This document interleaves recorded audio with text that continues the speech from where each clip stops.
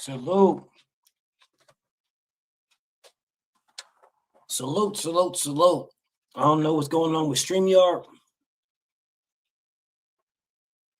No idea, but good thing I'm looking at YouTube at the same time, because on Streamyard, it doesn't show anybody, but I can see people on Streamyard.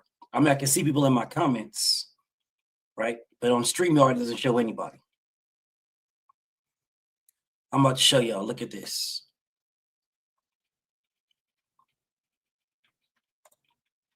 Watch this, y'all. Let me do it. Hurry up. Let me hurry up and do it before they... Look. It shows nobody in the comments. Nobody. StreamYard is not capturing absolutely nobody in the comments. But I see y'all. I'm looking on the computer. I'm on my phone. I'm looking on my phone. I'm looking on my computer. I can see y'all. But if you look at StreamYard, it doesn't show anybody. So I can't I can't highlight nobody's comments. I can't do nothing. But I see y'all. That's crazy. But, you know, it is what it is. That's how they do me like that. So, you know, it is what it is. Hold on a second. All right. Let me address this. Salute to everybody in the building. Let me look at my computer. Let me look at my phone right quick and see.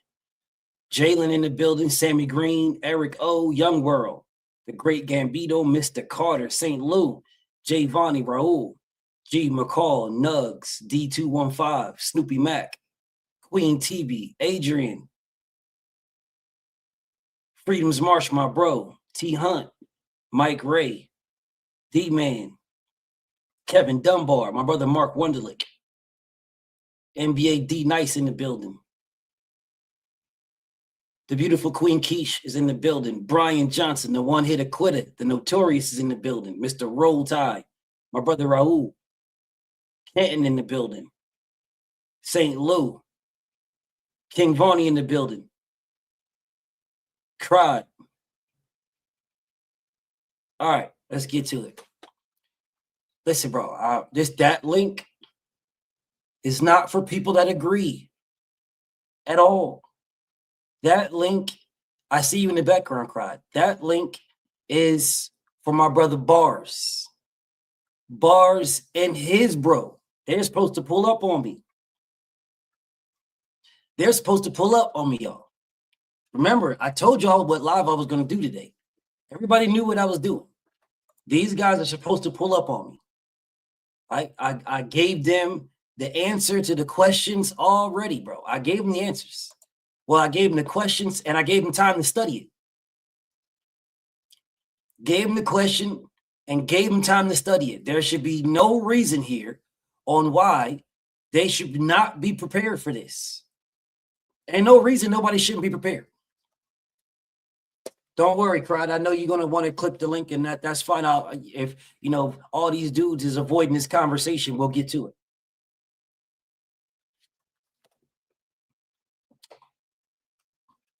Everybody should be prepared for this. All right? Stormy B, man, what's up with you? Big Joe Jack, I see you. Listen, I can't see nobody on the what's the names. I can't see nobody on my StreamYard just yet. Ah, there it is. It popped up now. As soon as Africa's Home dropped the super chat, everybody's comments popped up.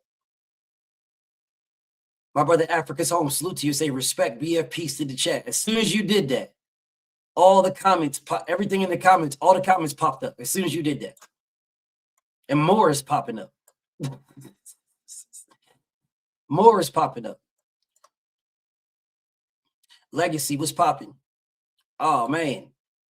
That is a great meme right there. That is a great meme. Goldberg. I was a huge Goldberg fan. Anyways, so let's get to this. I see y'all. I see you who to go, but I don't see you clicking the link though.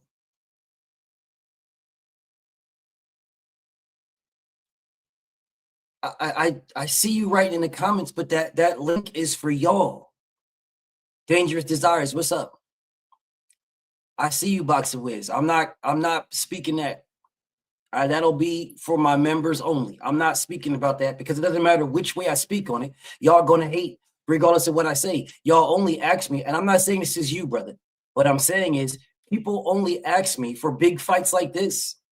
You'll ask me for my opinion just so that you could go against it.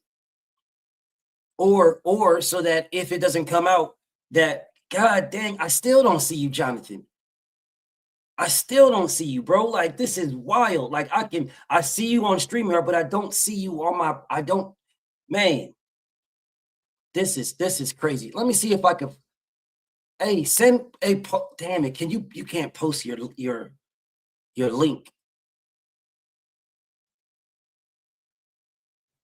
We can't post your link. Damn it. If you could post your link to your page, I could take care of it. Let me see if I could do it a different direction. Now, while I'm doing this, y'all go ahead and listen to this. The Droof is in the building. What's up, Drew? Y'all go ahead and listen now.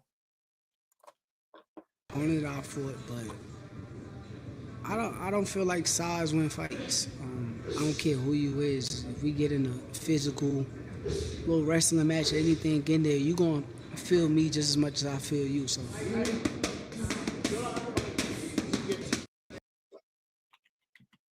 That's Shakur Stevenson.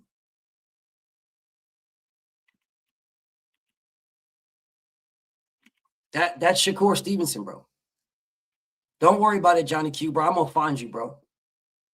I'm gonna find you, bro. I wish you could send me your damn. I wish you can send me your freaking. You can email me your YouTube page. Because then I can fix it. That's how I had to do it with Trillion. I had to do that with Trillion. If you can email me your YouTube page, bro. If you can email me at bftbboxing@gmail.com. Email me your YouTube page and I can fix it. Because I know what to do to fix it. Because they got you shadow banned.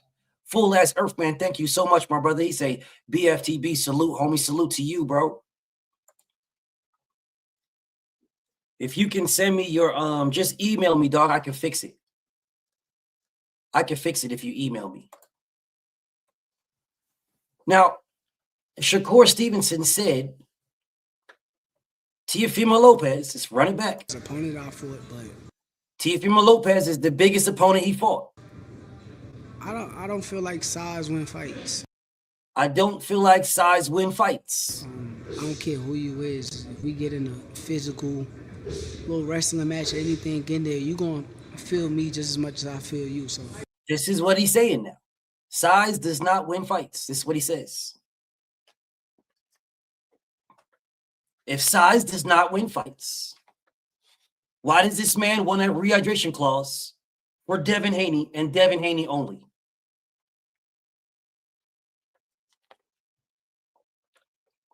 And I want to give a big shout out to my beautiful queen godmother, Shaquila. My beautiful queen godmother, Shaquila. I want to give a big shout out to her. And my beautiful little sis, Cam, they know why I'm giving them a big shout out. I just want them to know I love them both. I see you, B. Hayes. I see you. But see, I don't understand why you guys are not answering the question. Oh, that's Johnny Q. Bet. Thank you, brother. Thank you, bro. Salute to my bro, man. Thank you. I got you now, Johnny Q. I got you, bro. I got you. BF will take care of you now, dog. I can take care of you now. Now that salute to my brother Mark Wonderlick. I got you, bro. BF got you now. I was even searching for you. I couldn't even find you that way. But since my brother put it in there, I'm gonna go ahead and take care of my bro Johnny Q right quick. Is anybody gonna answer this question? Naptown, what up with you, homie? Anybody gonna answer this? Does anybody want to take a stab at this? Dank Father, what up, homie? What's up, Jonathan? What's up, Jason? Salute. Does anybody want to take a stab at this, y'all? Anybody? Does anybody want to take a shot at this? to figure out why Devin and Devin alone has to do a rehydration clause to get Shakur Stevenson fight. Anybody want to take a stab at it? Now, again, I'm not talking about who wins. The beautiful goddess is in the building. What's up, beautiful goddess? I'm not talking about who wins, bro. I'm not talking about who wins. I'm not saying anything like that, bro. I'm not saying nothing. I am asking a very simple question. Why is it Devin and Devin alone that has to do a rehydration clause? That's all I'm asking. It's not Devin alone, it's Conor too. Conor Ben is a 160-pound fighter. Yeah, I understand why you're going to make a 160-pound fighter. I am talking about a dude who was fighting at 135. It is Devin and Devin alone. This is a 135-pound fighter that legitimately has one fight at 147, and this man is talking about a rehydration clause for Devin, but size doesn't matter.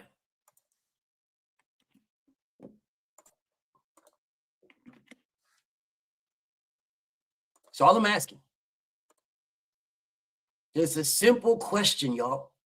It's a very simple question. Devin and Conor come in way too heavy. You guys are doing a lot of writing in the comments, but you're not clicking the link. I don't remember Devin ever missing weight. I don't remember Conor Ben ever missing weight. I do remember Shakur Stevenson missing weight. I do remember Shakur Stevenson missing weight, bro, because Shakur is a natural 135-pound fighter. Says who? This man says weight don't matter.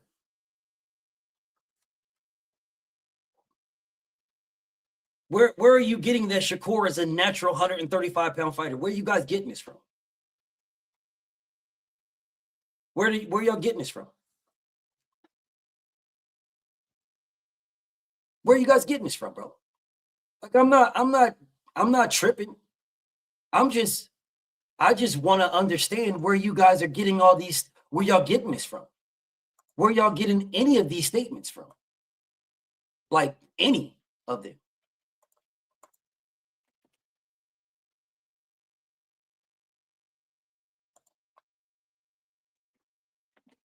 Seriously, no shade, no beef, no hate, nothing. I just want to know what you guys are talking about.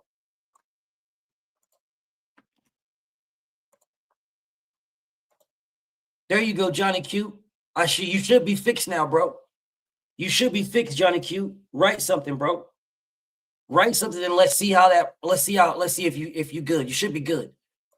S. Walker says, should Cap stay contradicting himself? He does. He does. Drew Titans, he says, going to start calling these dudes overreactive squad because this is BS. He could have had Devin drained at 135 and refused. Whoever wins, still a duck. I'm not even on that yet. I just want to know. There goes my bro, B. Hayes. I'm waiting. Hey, B. Hayes. Yeah, what's up?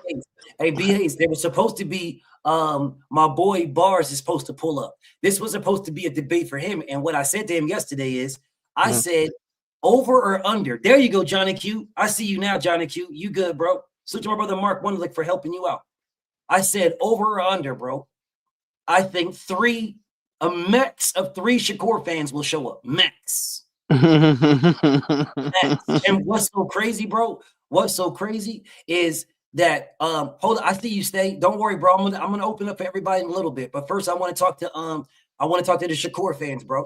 If you rocking with Shakur and you going against this, then stay put. If not, then just give BF a little bit, bro. Give it some time to cook on this topic, and then you can pull up and you can rock out. But what I said to him yesterday, I said to him yesterday, I said to my brother Bars, I said, bro, Shakur fans do a lot of writing in the comments, but they don't necessarily pull up to actually have these conversations. Seriously, they don't pull up on me to have these. And one thing that I will give you over everybody, and that includes all Shakur fans, my brother Stunner, everybody, Bars, everybody, bro, you are the one dude that I know for sure will pull up to go to war for Shakur Stevenson. Well, let me take that back. Big Dog will pull up every now and That's then. what I But said. But I was gonna say you, Big Dog Willie. you stay on it. Yeah, Big Dog will pull up every now and then, but you stay on it. You stay for the wreck. You stay looking for the wreck. But my problem, let me play it again because I want y'all to understand this problem. This is what this man said. And he just said this. This was recent. This was like a couple days ago. Right. His opponent out for it, but I don't feel like size win fights. Let's stop right there. He's always said that. Okay, well, if he's always said he doesn't feel like size win fights, then why does he need a rehydration clause? I mean, what he said when he was saying that was basically, a lot of people had something to say about him when he mentioned Conor Benn. And he was like, yeah, I'll fight Devin too, but will he take this? He said, messing with Conor Benn, I want the same rehydration clause he put on Eubanks, which was a 10-pound rehydration clause. And he was like, and will Devin take that? I don't know. So, you know what I'm saying? So and then Conor said he ain't gonna take it in case you give him 20 million. So what he need to do at this point is, take what he given and just come up there and start fighting. I mean, So what I'm saying? I definitely understand. I don't. I think you moved over the point that I just made. I think you moved over the point I just made. See, I see you stay. The point that I just made to you, brother, is this man said size don't matter, but then said the fight with Devin is not going to happen unless there's a rehydration clause. That's what he said. Yeah, he did say that, but I don't think he's going to. But I don't think he's going to follow through with it. My fault, Big Dog. I ain't trying to cut you out, bro. But no. Go ahead. You were talking first. You've been on here first. Go ahead. All right. He also said he can be talked into doing something crazy. He's like, when he start hearing people talking, he's like, I can be talked into doing whatever. You know what I'm saying? If the money come up, and I think Devin is a big money fight, and I think if Turkey put that money down, it ain't gonna be no rehydration clause. He's just gonna take that shit. And then if he win this WBO, but you're moving over it again though. You're moving over it again though. Okay. And that's not. You're not addressing what the man said, bro. The man said size doesn't matter. That's what he said. This is what he said. I let you hear him say it. Yeah, he's always said that. How the size does not matter, but Devin, the fight's not going to happen. And he said this himself. The fight's not going to, he's not fighting him unless there's a rehydration clause. He's not fighting him. It's not going to happen. He said if he goes back down to 140, he'll fight him. But he's not going to fight. He's not going to 47 to fight Devin Haney without the rehydration clause. And that's the problem. I mean, what I'm saying, I'm not skipping over that in per se. I'm basically saying he's always said that size doesn't matter. And he also said that he can be talked into doing something crazy, which is basically coming up there with no rehydration clause, in my mind. So for him to say once or twice, he said, I guess I say twice, because he told Najee, I guess the fight ain't gonna happen if he ain't coming back down, to 140 or whatever. And then he said that he want the rehydration clause. I mean, so 2 times he said that. But a multiple of times he said size don't matter. And 1 time he said that he can be talked into fighting. So I'm going with the fact that he can be talked into fighting and size don't matter over the fight ain't going to happen without no rehydration clause. Based off of what he said. If we going off of what he said. Cool. I hear you and I understand you. The problem that you guys have is we have history, King. We have history. Mm-hmm. Didn't this man tell Devin to come down to Houston and he'll beat his ass with one hand because he injured his hand? Didn't he tell him that? Yeah, he said that. Did he mention anything about rehydration clause? No. No, he did not. He said, come to Houston. When Devin said, bro, we could spar, we could have sparred up here. You was just here, we could have rocked out. We could have rocked out. And then the man went to Houston and was like, nah, bring your ass down here and let's get it popping down here. And we could put $1 million up and I'll beat your ass. We'll close the gym and that's what he said. Am I lying, brother? Nah. Okay, so where's the rehydration clause come into play? I think it came into play because that's what he wanted from Conor Benn. And when he said Conor Benn's name, everybody was saying, why are you going to go up to 147 and fight Conor Benn, but you ain't going to go up to 147 and fight Devin? No, Now sir. you made a great point. You made No, a great point that of No, course no, he would sir. ask for a rehydrating. No, sir. That's You not made it. what happened. That's not what happened, my brother. What happened That's is, exactly what Shakur, happened. no, sir, that is not exactly what happened. What happened is Shakur Stevenson said he would fight Conor Benn at 154. And then he reneged on that. And then he reneged on it and said 47 with the rehydration clause. Right. But it was 154 first. It wasn't 47. He said 154. I'll fight him at 54. Doubled down. And then later on, he came back and said 47. And it wasn't even at that same exact time. He doubled down on it. Like doubled down at 54. Yeah. And then in another interview, he came back and he said 47. Another one. And then 47 with a rehydration. Yes. That's the second. That's another one he came down on that. Can I interject on this? What does get on in. What does anything with Conor Benn being a 160 pounder? That's what they fought at. That's what Conor Benn fought at in the last 3 years. His nigga hasn't fought at 47 for 3 straight years. He's been fighting at 54 and 68 and 60. I mean, so it makes sense for have a fucking weight bully like Conor Benn, who has been fighting at 54 and 60. It makes sense to put a rehydration clause on a weight bully. Devin has never missed weight. He has fought at 35. He's never missed weight. Fought at 40, never missed weight, and was cheated by a dude that did miss weight. So how do you want to put a rehydration clause on Devin? And the crazy part about this is this nigga missed weight against Rob Casamigos. Rob Casamigos didn't put a rehydration clause on him. He missed weight. The person who has missed weight, the person who has a history of missing weight, whether you missed it once or 20,000 times, you have history. That is Shakur Stevenson. Devin has never missed weight. So why are you putting a rehydration clause on a person who's never missed weight? That makes zero sense to me, brother. And especially when you say that Teofimo Lopez, man, he's good. He's good, man. Size doesn't matter with Teo. But it matters with Devin, brother. Someone needs to explain this to me. Go ahead, big dog.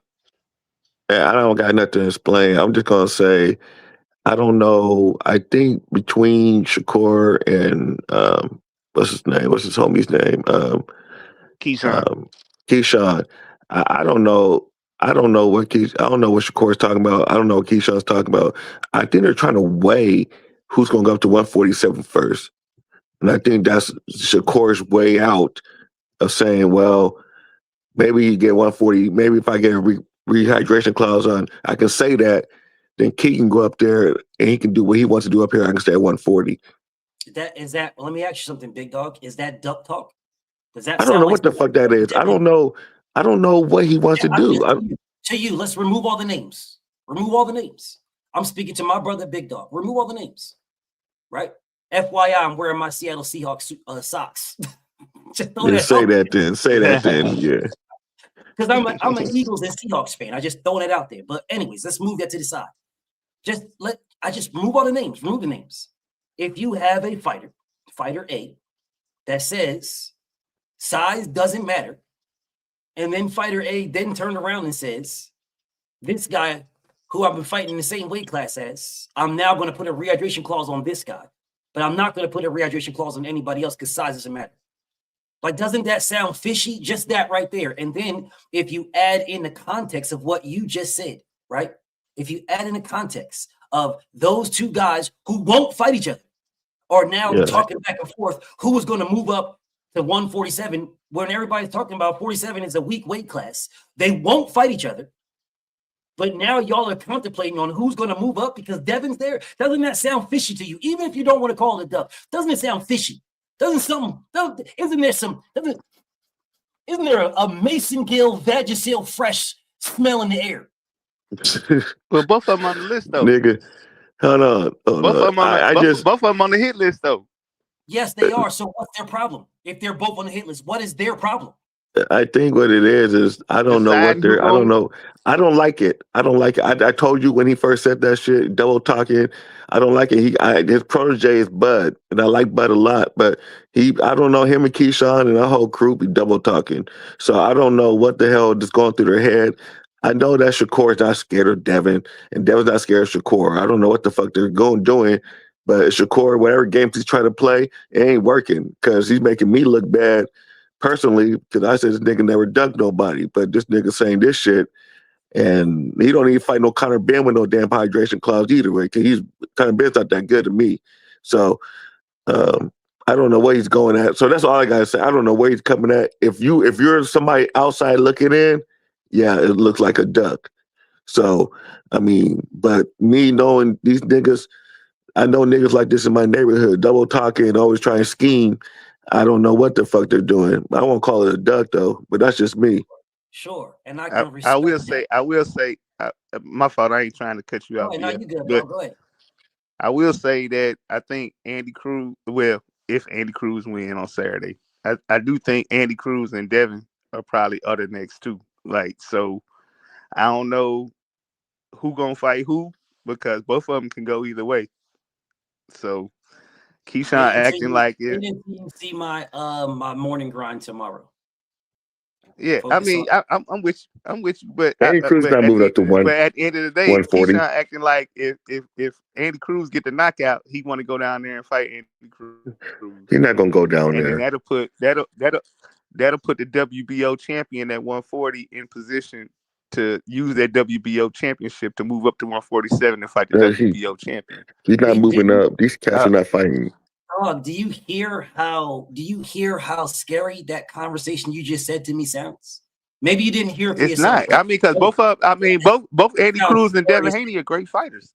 Cool, but it sounds They scary good as fighters. hell. Why would you, as Shakur Stevenson? This is my question. Why would you, as Shakur Stevenson, go to 40, fight somebody like Teofimo Lopez, beat Teofimo Lopez, which I'm not going in whether he will or won't, and then go back down to 35? Why wouldn't you go to 40? It's gonna be a good Why fight. wouldn't you go to, bro, hold up. You're the if you beat him, you're the WBO champion. Why would you not go to 4? Bro, he could petition the ring. If he beats Devin at 47, he could petition the ring for the lineal strap. Facts. Right. Okay, so what's the problem? Why would you go back down to 35? I don't know why people think he's gonna go back down. That's why you just did a live. B-Hayes. Hold on, man. My fault. B-Hayes, hold on. I know what he did. I know what BF did with him going back down, trying to get the lineal and all that, and undisputed. Yeah. But I know for sure that nigga ain't going back down. He'll campaign at 40 or he'll move it to 147. There's no way. That'd be the dumbest shit. Him going up and going back down, that'd be dumb. Okay, let the little niggas have it right now. Tank is gone. Let the little niggas have it at 135. They can move up to fight Shakur. So I don't think that's dumb though. I know what y'all. I know the video. I know the video that I did, bro. Because the video that I did is realistic. It's realistic. Yeah, he could be ring champion in 3 divisions, dog. I mean, he'll go down there and fight Andy, dog. Sure. Unified. But you can still be ring champion in 3 divisions if you fight Devin. Of course. I mean, that's what I'm saying. That's why I said, like, either way they go, it's not a bad fight. It's worse to move down. It's worse. It is worse. Okay, that is not better for Shakur. Because you hear what I'm saying? There's no need for him to move back down. I hear what you're saying, but I'm telling you, Keyshawn and Core can both fight Andy Cruz or Devin Haney. No, but okay, I hear you, brother. Keyshawn is not fighting no damn Andy Cruz. He just missed weight. He made weight damn near 150 pounds, bro. You think he's going to miss weight again? He's not going back down to 35. Didn't Bernie say he was on man, I don't know, bro. I mean, I don't really want to just keep arguing something that really makes sense that he missed weight by 4 pounds. But I mean, Bernie was like he was trying to be on weight, and he just decided that I guess since Lemos came over against him, that he was just gonna come over against Edwin De Los Santos, and the shit didn't happen that way. So what happened is, because I don't know what Bernie's talking about. I don't watch the nigga, so I don't know. But what I do know is I knew before everybody else that nigga was not going to make weight. And the reason why I knew it is because the people, well, damn, I almost said something. Let me reword this. Okay, so there is a I team. think So you Top already Rank, said that before. I did, but I Yep. almost said something I didn't want to say. The Top Rank has a team of people who Okay. help you make weight. They help you make weight, right? Right. And Top Rank sent those people to him to help him make weight, and he refused them. Right? He refused them from the rip. So it wasn't like somebody was going to came in overweight. So he just said no. And his reasoning behind it was De Los Santos was going to fight him anyway. That was his reasoning. He was going to fight me anyway because De Los Santos wanted the money. And truth be told, De Los Santos was going to fight him. It was De Los Santos' team, his management team that scrapped it because De Los Santos was going to fight him. Right. Even though he was overweight, he was going to fight. That is what Keyshawn was betting on. He was betting on them fighting anyway, with the man being over missing weight, but he was damn near 150 pounds, bro. How He the was weighed by a hell? lot too. Was it 4 pounds at the weigh-in? 4 Man, he pounds. It lying, was bro. 4 That nigga pounds. was damn near 150 pounds. He was over 147. He was like 148 something. I thought he was only 4 pounds over. Okay. He was that's what they like, want to yeah, tell he you. was almost And 140. they'll tell you that. And they'll tell you that. Okay, that's my bad. And no, it's all good. It's all good. It's totally fine. I'm telling you, they'll say that to you. They'll say that to you because it makes him look better. It makes him look like he was almost there. He was 140. No, he wasn't. He was damn near 150 pounds, bro. Listen, bro, he is a top-ranked fighter at that time, correct? Yeah. Do you think that Top Rank is going to shit on him and down and degrade this man? Do you guys think that? They're No. not. That is their asset. So what they're going to do is they're going to tell you that he was X amount of weight when he really wasn't. He was way more than that. But let them tell you, and you guys got to believe what they're saying, because in the absence of somebody else that is neutral being in there, you got to take their word for what it is. I'm telling you, this man was damn near 150 pounds. And I told y'all that then. I told y'all then he was damn near $150. I didn't. I missed that one. Yeah, it wasn't. Yeah, It wasn't like, no. He was hella big. He did that on purpose because he was expecting that Keyshawn De Los Santos to fight him anyway. That's what he was expecting. He was hella big. Now let me say something to you guys that y'all keep talking about how Shakur Stevenson is naturally small and blah blah blah. Who said that? That I saw him in the comments say that. Oh, okay. I saw him say that Shakur Stevenson is a small guy. Did you guys not see when Shakur Stevenson got in the ring with Devin Haney? That nigga was the same exact size. Actually, he was actually damn near bigger because he didn't need to cut weight. Have you guys ever seen Shakur standing next to Terrence Crawford? Have y'all ever seen that? He is not a little dude. I don't know why you guys keep saying that he's little. He's not little at all. No, he's not. He cuts down. I agree. Yeah, he cuts down. He's not little. He cuts down. None of these guys are little. They cut down. All of them cut down. All of them. Every last one. I agree. Okay, so you cannot tell me that somebody who is cutting down weight is having I got to cut down weight. I'm really a natural 35. No, you're not. Your natural is what you walk around at. That is your natural weight. Because it's what you walk around at. That's your natural stuff. And we've had these conversations multiple times where you will be faster, you'll be stronger, you'll be quicker, you'll be naturally better at your natural weight. So I don't know why we're giving people passes. Oh man, nah, he's really a tiny dude, man. No, this nigga is not that. No, he's not. And if you guys have ever been around these people in person, if you've ever seen them in person, you'd be like, damn, I thought this nigga. No, you know who's little? TEO'S little. TEO was an itty bitty ass nigga. And maybe that was just because he was making that weigh-in. I saw him at the weigh-in. And he was itty bitty at that particular time. So maybe that's what it was. But I gotta mute you right quick, big dog, because you got a little background. But maybe that's what it was. But I don't know.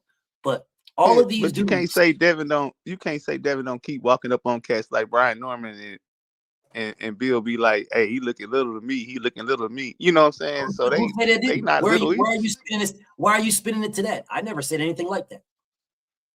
I never said anything like that. Okay, so you was talking about him standing next to Bud Crawford. I'm just like, okay, I don't know, bro. I mean, So Devin ain't no little dude, dog. So if Bill or Devin says you're little, is that supposed to mean something? Doesn't mean That what's mean that supposed to mean? Devin big. I mean, he So big. Devin's big. Okay, cool. Well, did Robson Casamigos say that when Shakur Stevenson came in big? No, he did not. No, because Robson big too. No, Robson was bigger than he was actually bigger than Shakur in that fight. Robson made weight, so he was not bigger than But Shakur. but he still, after rehydration, he still looked bigger than Shakur in that fight. Robson factually is not bigger than Shakur because they factually got on his scale and they factually, one of them outweighed the other. Factually. By 1.3 pounds. But when after they rehydrated, Robson looked bigger than Shakur. I don't care. Factually, they got on the scale, and factually, Shakur Stevenson was bigger than Robson Casamigos. Factually, regardless of what you say or believe, factually, he was a bigger guy than Robson Casamigos. I'm just going off facts, man. Because after that fight, he start wearing that weight jacket during training because he got wore down. You're not going off facts. Robson was leaning on him. You're not going on facts. I am going on facts. No, you're not. No, you're not. Come on, bro. The facts is they got on the scale. You disrespecting, dog. No, I'm not. I'm not making shit up, dog. You are. The facts are they got on the scale. And the facts are okay, yeah, you got that by 1.3 pounds. That ain't shit. I don't care. He was still bigger. That is a factual statement. Bro. No, is it a lie? That went after rehydration. Did I lie, Robson was bigger. Did I lie? Did Shakur Stevenson get on the scale? Was he factually bigger than Robson Casamigos? Yes. I don't care by how much. Okay, yes, then. Yes. So factually, he was bigger. I don't care. But am I factually? But do you factually think that Robson looked bigger in the fight? The fact that you're asking me what I think does not make it a fact. You're asking me what I think. Okay, yeah, all right. Asking me what I think does not make it a fact. All right, bro. Brother. What makes it a fact is when they get That's on like the my scale. dude, man. Yeah, they get on the scale. You know how to maneuver, dog. I ain't gonna front. When they get on the scale, yeah, the scale is the fact. All yes. Right. Okay. So factually, Shakur was bigger than Robson Casamigos. Factually. Now, behave. We're not gonna behave. We're not gonna get into that shit. That what Tank fans do. Tank is so small. Tank is so small. And at one point he's walking around at 170. We don't want to do that, man. I think he looks be smaller hypocrites. than Robson, though. No, but we'd be hypocrites if we did that shit. You would be hypocrites. Nah, man, he was bigger than bigger than Valdez. He was smaller than Heron. He was smaller than Casamigos. He was bigger than Yoshino. This is sad. I'm just saying. I'm going out. Go ahead. I'm just saying. He ain't no small dude. He ain't no small dude. You're saying, and I hear him capping. I hear him capping about being small. You're saying this to justify a rehydration clause with Devin. I'm not. Don't put me in this conversation. I'm not. I never justified it. I've always said what he said. I never said what I think. Well, which one are you picking? Because he said a whole bunch. He said both. So which one you picking? That's what I already told you. What I'm picking. Conversation. Well, this is what he said. I already told you what I'm picking. I'm picking what he said the most. Size don't matter, and you can talk me into doing something, and you can talk me into fighting that nigga. But this is what he said. I'm going with that. So you're picking what to go with? No, I'm picking the majority. The majority of what he said. The majority of what he said is size don't matter, and you can talk me into fighting. That is not the majority of what he said. He only said you could talk me into fighting one time. But he said that size don't matter multiple times. Yes, he said size don't matter multiple times. And then he also said multiple times about Devin in a rehydration clause. Twice. That is multiple. Nigga, stop. That's not as many times as he said size don't matter. He been saying size don't matter for the longest, dog. God dang. Hey, brother, didn't this man say he was going to fight Devin at 47 years and years ago? Yes. Okay, did he ever mention a rehydration clause at 47 years and years ago? No. Okay, so why is he mentioning it now? I see you insane, but I want I to done smoke. already answered this, dog. But you I done didn't. already answered this. You didn't. You know who answered it? You know who answered it? Big Dog answered it. Big Dog said, No, bro, I answered it. I don't know why this man is capping, bro. I don't think he's scared. I don't think Devin's scared. I don't know why he's capping. That is what Big Dog said. You are out here trying to justify this man's fuckery, bro. No, the nigga said you're still justifying fuckery. He said, I'm saying what came out of his mouth. This on the screen is the last thing that came out of his mouth, bro. This is the last thing. He hasn't said anything different than this. This was like 2 days ago. Size don't matter. That's it. He been saying that. Okay. So then when did the rehydration come in when it comes to Devin Haney? When did the rehydration come in? Because he said that he would fight Conor Benn, and everybody was like, well, if you're going to fight Conor Benn, why don't you fight Devin Haney? Sure. What did that and he said, and then he said, if I fight Conor Benn, I want to rehydrate the same rehydration clause he put on Eubanks. Cool. Will Devin take that? Conor I don't know. Conor Benn is 160 pound I agree fighter. With you. I said you made a great point saying that he fought at 160. I said that. I said you made a great point saying that. So I'm just saying what came out the nigga mouth. Okay, cool. That has nothing to do with Devin, brother. That has nothing to do with Devin. Conor Benn is not Devin Haney. Conor Benn is 160. Well, then talk him into fighting then. Then talk him into fighting.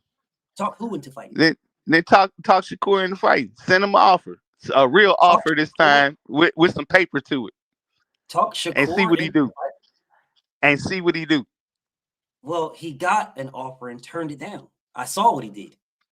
So you just moved the goalpost and tried to do a Byron on me and moved the goalpost. What you just said, you conflated two things together. That's what you just did.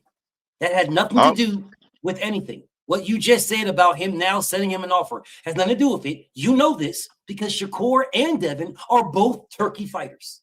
You know this. So Devin would not be sending him an offer. We'll be talking to Turkey. And Keyshawn too. What are you talking about? Okay, I'll try this one more time. I understand you want to move the goalposts. And Keyshawn too. Sure. So no. What we need to do is win these fights. No. What we need to do is win these fights on Saturday. And then we need to decide who's going to fight who. Why? When Keyshawn could have fought Devin in February. He didn't need to fight Jermaine Ortiz. And you know that. He could have fought him in February. Wanted to get. He just did an interview. All right, so if we talk about what niggas just said. I showed you. I know. I showed you. He could have fought Devin in February. But if we talking about what niggas just said.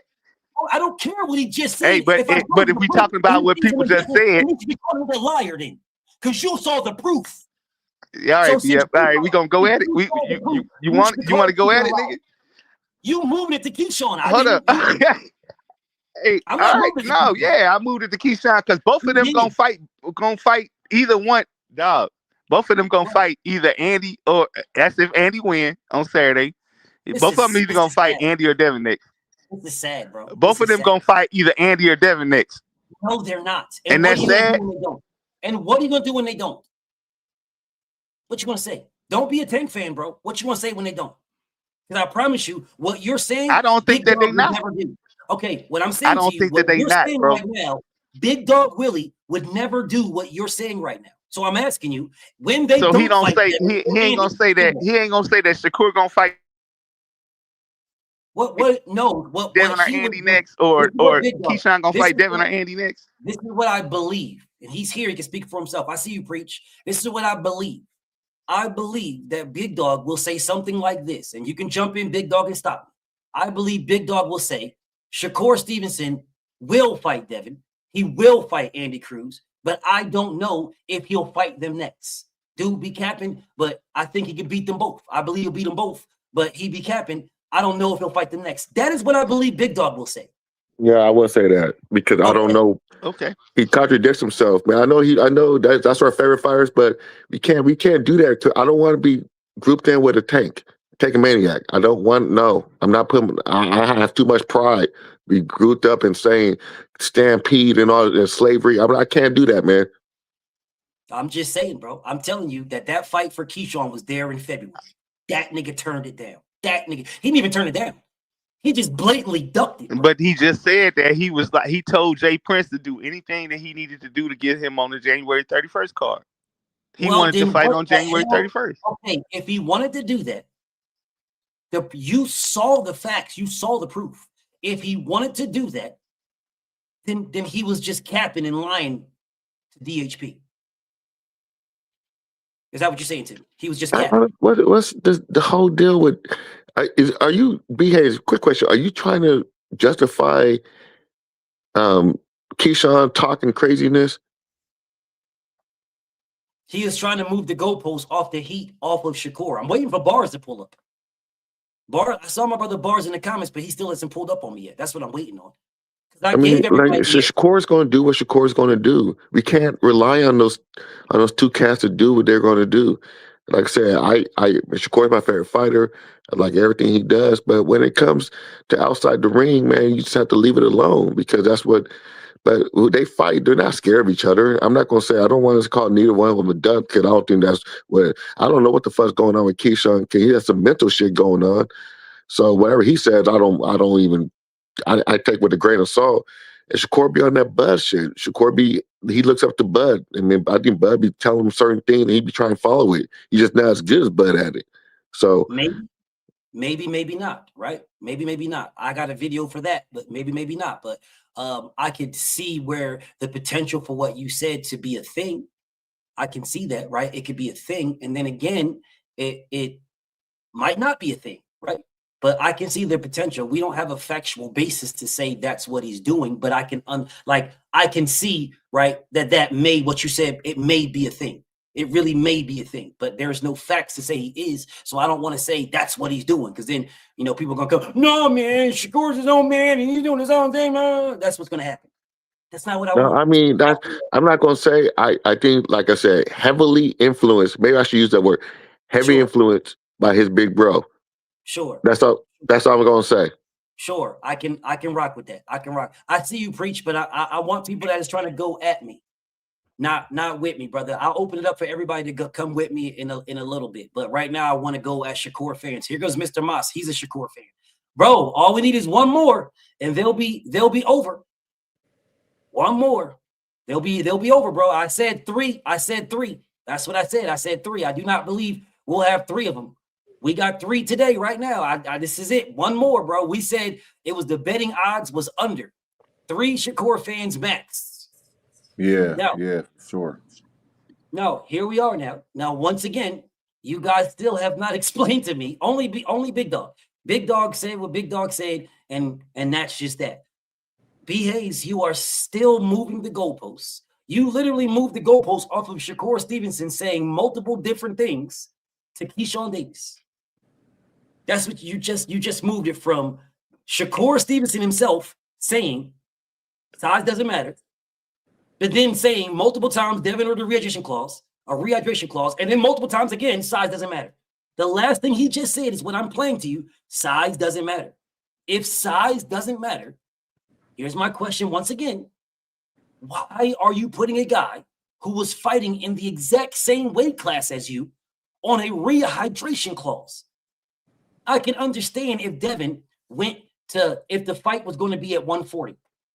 If Devin and Shakur are going to fight at 140, I can understand Shakur saying a rehydration clause because he just fought at 47.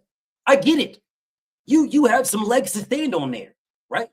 Because Devin will be moving down, which means his body is naturally ready to rehydrate to bigger. And I think the Queen Rach in the building, still to the beautiful Queen Rach, right? His body will be natural. Like he went to 47, now he's filled in. Right? He's filled in at 47. Okay, so now my body, I'm getting that extra 5 to 6 pounds, 7 pounds or whatever on me now. I'm feeling better. Now, after I weigh in at 47, I can rehydrate the 15 some pounds that fighters all of them, every last one of them rehydrate to, right? Now I'm feeling even better. I understand if Devin and Shakur would fight at 140 and Shakur said rehydration clause. That makes sense. Because your rehydration, if your body is naturally solid at 47 now, and then you rehydrate, it's going to naturally snap back to a bigger weight than it would if you're down there, right? The same thing he did with Conor Ben. I agree with that. I do. This nigga hasn't fought at 47 for 3 straight years. His body is well conditioned to rehydrate big. They talk about how if you saw the Conor Ben Chris Eubank fight, man, he was just as big as Chris Eubank, if not bigger, and solid. So yeah, put a rehydration clause on his goofy ass. Yes, you're the B side to Shakur, bro. Rehydration. You want it? Rehydration. You ain't the A side to core. That makes sense. That makes sense. It makes the fight fair. It makes it even. Devin, who's a 135-pound undisputed champion, who fought twice at 40 and then moved to 47. Why are you putting a rehydration clause on him if you're going to fight him at 47? That doesn't make any sense to me. Do you know what would be the equivalent of that? And I'm going to give it to y'all. The equivalent of that would be Devin going to 147, calling out Jerron Boots Ennis and telling him a rehydration clause. Yeah, you're a unified champion and a lineal king. Yeah, you are. You're all that. But rehydration clause, only 10 pounds. Do you realize how stupid that sounds, bro? And that's what you guys are doing with Shakur Stevenson and Devin. This man should have never mentioned a rehydration clause with Devin Haney. It made him look scared. Whether you guys say he's not, that's your opinion. It made him look that way. He can say that with Conor Ben. It makes sense. People like me, I'm more of a Devin fan than I am a Shakur fan. I'm a Shakur fan, of course, but, you know, Devin is my guy. I could justify this. I could say, bro, look, nah, this dude is a 160-pounder. Hell no. You ain't going to go in there, weigh 147, kill yourself to weigh 47 and blow up and you're 180, 190 on fight. Man, get out of here, bro. That's what I would be saying. How can you justify that with Devin? You can't. You can't. Especially if you're not saying you're going to put anybody else at 47 on the rehydration clause. Only Conor Ben and Devin? Well, what about everybody else up there? You said you'll fight Ryan Garcia. You didn't say nothing about a rehydration clause. You said drug testing with Ryan. You didn't say anything about rehydration clause. You said there's going to be a lot of drug tests. No, I'll do it. There'll be a lot of drug tests. You didn't say nothing about rehydration. This nigga missed weight. You said nothing about a rehydration clause with Ryan Garcia. Nothing. Not one word.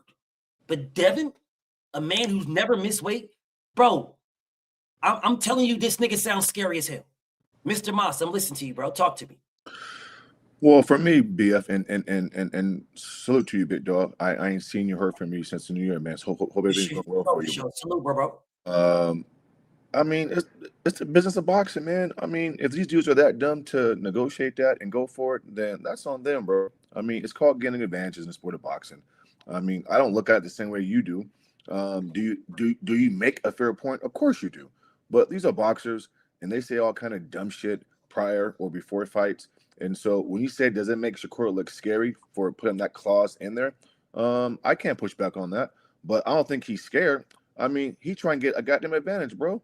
And if Devin or any fighter don't know how to negotiate, or their team from the business side can't get that done, then that's on them. I mean, I don't fault Shakur for doing that, bro. I mean, Canelo went down to 152. That's his fault. And so, listen, bro, I mean, it's called negotiations for a reason. You get what you can get, and we know all these boxers push the limit. And so Shakur's pushing the limit, bro. And I mean, for me, it's just that simple. I mean, I'm not going to over-analyze it, over-assess it.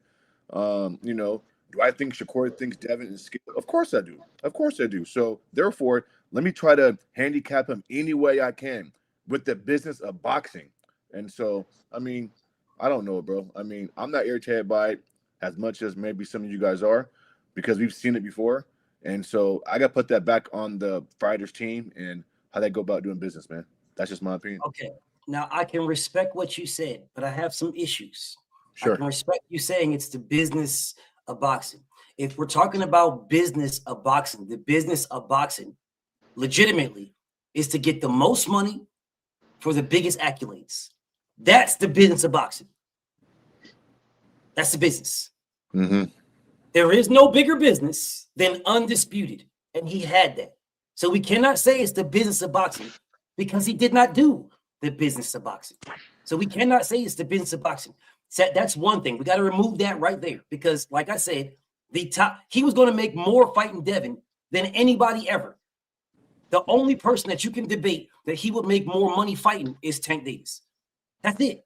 Well, since he never fought Tank, he wasn't going to fight Tank, then The next biggest fight was Devin Haney, which means you was going to get the most money and all the belts. That is the epitome of the business of boxing. The epitome. Let me turn it down. So we cannot use the business of boxing as a thing. So we can remove that. So now we're left with he's not scared or he is scared. We're left with that because there's nothing else. It's not the business because you had the business and you didn't do the business. So you can't say it's the business. So now what is it? Okay, if we're believing he's scared or we're believing he's not scared, now we're in a belief now. We're in a belief zone. So we have to base our belief on something. Okay, well, here's my belief on why this dude is scared of Devin. Here's my belief. You did not say anything to Ryan Garcia about a rehydration clause, the man that missed weight, literally missed it. You said drug testing. You have said a multitude of times that size doesn't matter, to include a few days ago, which is the video on this screen. Size doesn't matter. But for some strange reason, every single time it comes to Devin, size matters. Yes, see, when Devin was at 35, Shakur Stevenson said, before Devin gave him an offer, Shakur Stevenson was like, oh man, nah, he gonna be trained fighting me. He gonna be trained, and I want that. Yeah, you wanted the trained fighter. Yeah, nobody was up in arms talking about why do you want to fight a drained fighter? But now everybody's protecting a nigga that wants to put a rehydration clause on the same guy. So you wanted to fight him when he was drained. That's what you wanted. When the man gave you an offer, you didn't want it. You didn't mention anything about a rehydration when it was there. You didn't say anything. You guys do realize if he would have accepted the offer, there was no rehydration clause in it. Y'all realize that, correct? No rehydration, which means that you weigh in at 135. Devin could have weighed 190 on fight night because there's no rehydration clause. Zero. But for some strange reason, you have nothing now to get away from Devin. This is my opinion. And I'm telling you why I think the nigga's scared of Devin. You have nothing now to get away from him. Nothing. If you beat Teofimo Lopez, brothers, he is the WBO champion, which means he has a direct shot at Devin. Direct. Facts. Okay, you are now saying the only way you will fight this man for the belt is if he puts a rehydration clause on it. Now, I don't know about y'all, but the only thing I'm hearing is a nigga that don't want to fight another nigga. I don't want to fight this nigga, so I'm putting out multiple things on why I won't, on why it can't happen. This man did not say a word about a rehydration clause at 135. Didn't bring it up. As a matter of fact, he went against it because Tank was putting rehydration clauses on niggas. This nigga out of his own mouth said people that put rehydration clause are scared. That's what he said. That's a scary move. He said that. His words. It's a scary ass move to put rehydration. I don't believe in that. That's a scary ass move to put rehydration clauses on people. He said that. And then all of a sudden, when it gets to 47, all of a sudden now it's a rehydration clause for Devin. And instead of you guys listening to what he said and taking his words for what they are, you then move the goalpost and try to find another word that he said to go into that. That's what you guys do. This is my preference on why this nigga don't want to fight Devin. He's scared to death. I don't care what y'all say because you guys have not given me a convincing argument on why he isn't. You just say it's my opinion. Cool. Well, what facts are you basing it on? He's got an opportunity to fight Devin. Devin reached out to him before he fought Loma. The nigga turned it down, said focus on Lomachenko. Got it. He fought Lomachenko. Okay, you get in the ring for a publicity stunt. Well, Devin sends you an offer. 3, whether you guys like the 3 or not. Oh, no, it was only 1. Whatever y'all want to tell yourself. He gave him 3. 2 flat fees and a percentage. Whatever y'all want to tell yourself. He gave him 3. All of them was bullshit. If y'all want to move past every offer was bullshit. Every offer was bullshit. That is why I say you niggas are justifying this scary ass nigga. He is scared of Devin. And it wasn't never no paper. You just justified it because you don't know no paper, nigga. You don't know what the offer is. You have no idea. Bro. Yeah, I mean, dude, like you doing Shakur your service when you said that, bro. Because sometimes you take less to get more in the future, bro. And so that's Floyd Mayweather. Yeah, sometimes you do, but shit, not when you selling more than the nigga that's sending you the offer. You ain't selling more than Devin, nigga. You ain't never fought on pay-per-view and Devin was a pay-per-view fighter. You ain't selling more. Nigga, you are a free TV fighter. We can't lie though, bro. Come on, bro. We can't lie, B Hayes. Come on, bro. Like, I mean, real, the petition tell you why they felt like they deserve more than the petition. I don't give a damn what they felt like. They left out the pay-per-view numbers. They left out all the gates from George Kambosos and the numbers in George Kambosos. Specifically, they left those out on purpose. They only talked about free TV views. They left out pay-per-view. Specifically, yes. Yes, that's right. How the fuck are you going to leave out some shit that I did? That's like Errol Spence just leaving out Terrence Crawford having the WBO belt and saying, well, I'm only giving you 25% because I want to. It doesn't work that way. You can't leave out what he did. When I try to leave out, if I ever, which I don't, but if I ever left out something that Shakur or Bud did, you guys will tell me in a heartbeat, oh man, you can't leave out, that's his accolades, that's his blah, blah, blah. You can't leave. But when it comes to Devin, just leave out his pay-per-view and only talk about the free TVs, and that's why we give him 50-50. Get the fuck out of here, man. It doesn't work that way, bro. You can't leave that out. It's all inclusive. You use it all. Everything that I did versus everything that you did. And that's how we can justify what your petition is. They didn't do that. Even in their petition, they didn't do that. They was doing some bullshit, skullduggery, even in their petition. I'm going to leave out a pay-per-view. I'm just going to leave that out and say, oh, I'm going to get 50. Well, if that's the case, he should do the same thing with Tank Davis. Just if we add it in and add in the percent you gave add in the percent you offer Loma then. Hold up. Add in the percent you offer Loma then, nigga. Hold up. You ain't offer Loma no 25%. Okay, I'll get to that. I know you and your feelings. I'll get to that. Nah, nigga, you up here bullshitting, dog. You are, nigga. You're in your feelings, nigga. It's okay. It's all okay. Right, whatever. Say what Once you say. Again, if you worry about just the free shit, well, then Shakur Stevenson should have made an offer to Tank of 50-50 and remove all of his pay-per-views, if that's the case. Nigga, pay me what you paid Loma. I'm going to say this one more time. I'm going to say it one more time. If you can remove Devin Haney's pay-per-views, then you should be able to remove Tank Davis's pay-per-views, because Shakur Stevenson actually would get 60-40 in that fact, because Tank wasn't doing 1 million views at all. His free TV fights were doing like 500, 600,000 max. He wasn't doing 1 million views, and that's max. Though if you go back and look at it, he wasn't even doing that. That's a max number, and that's like on one of them Liam shits. Those are max numbers, bro. Shakur Stevenson was doing millions on free TV. So if you want to use the same scenario, then Shakur Stevenson is the A side to Tank Davis. He should have petitioned the WBA for a 70-30 split in his favor, because he did millions on free TV and Tank never did. But I guess you don't want to have that conversation. Okay. Anyway, so then he says to put in there, to throw in the what's the name? Throw in the Lomachenko. He didn't offer Loma. Devin didn't make the fucking offer. What part of this are you niggas missing, bro? Devin didn't make an offer to Lomachenko.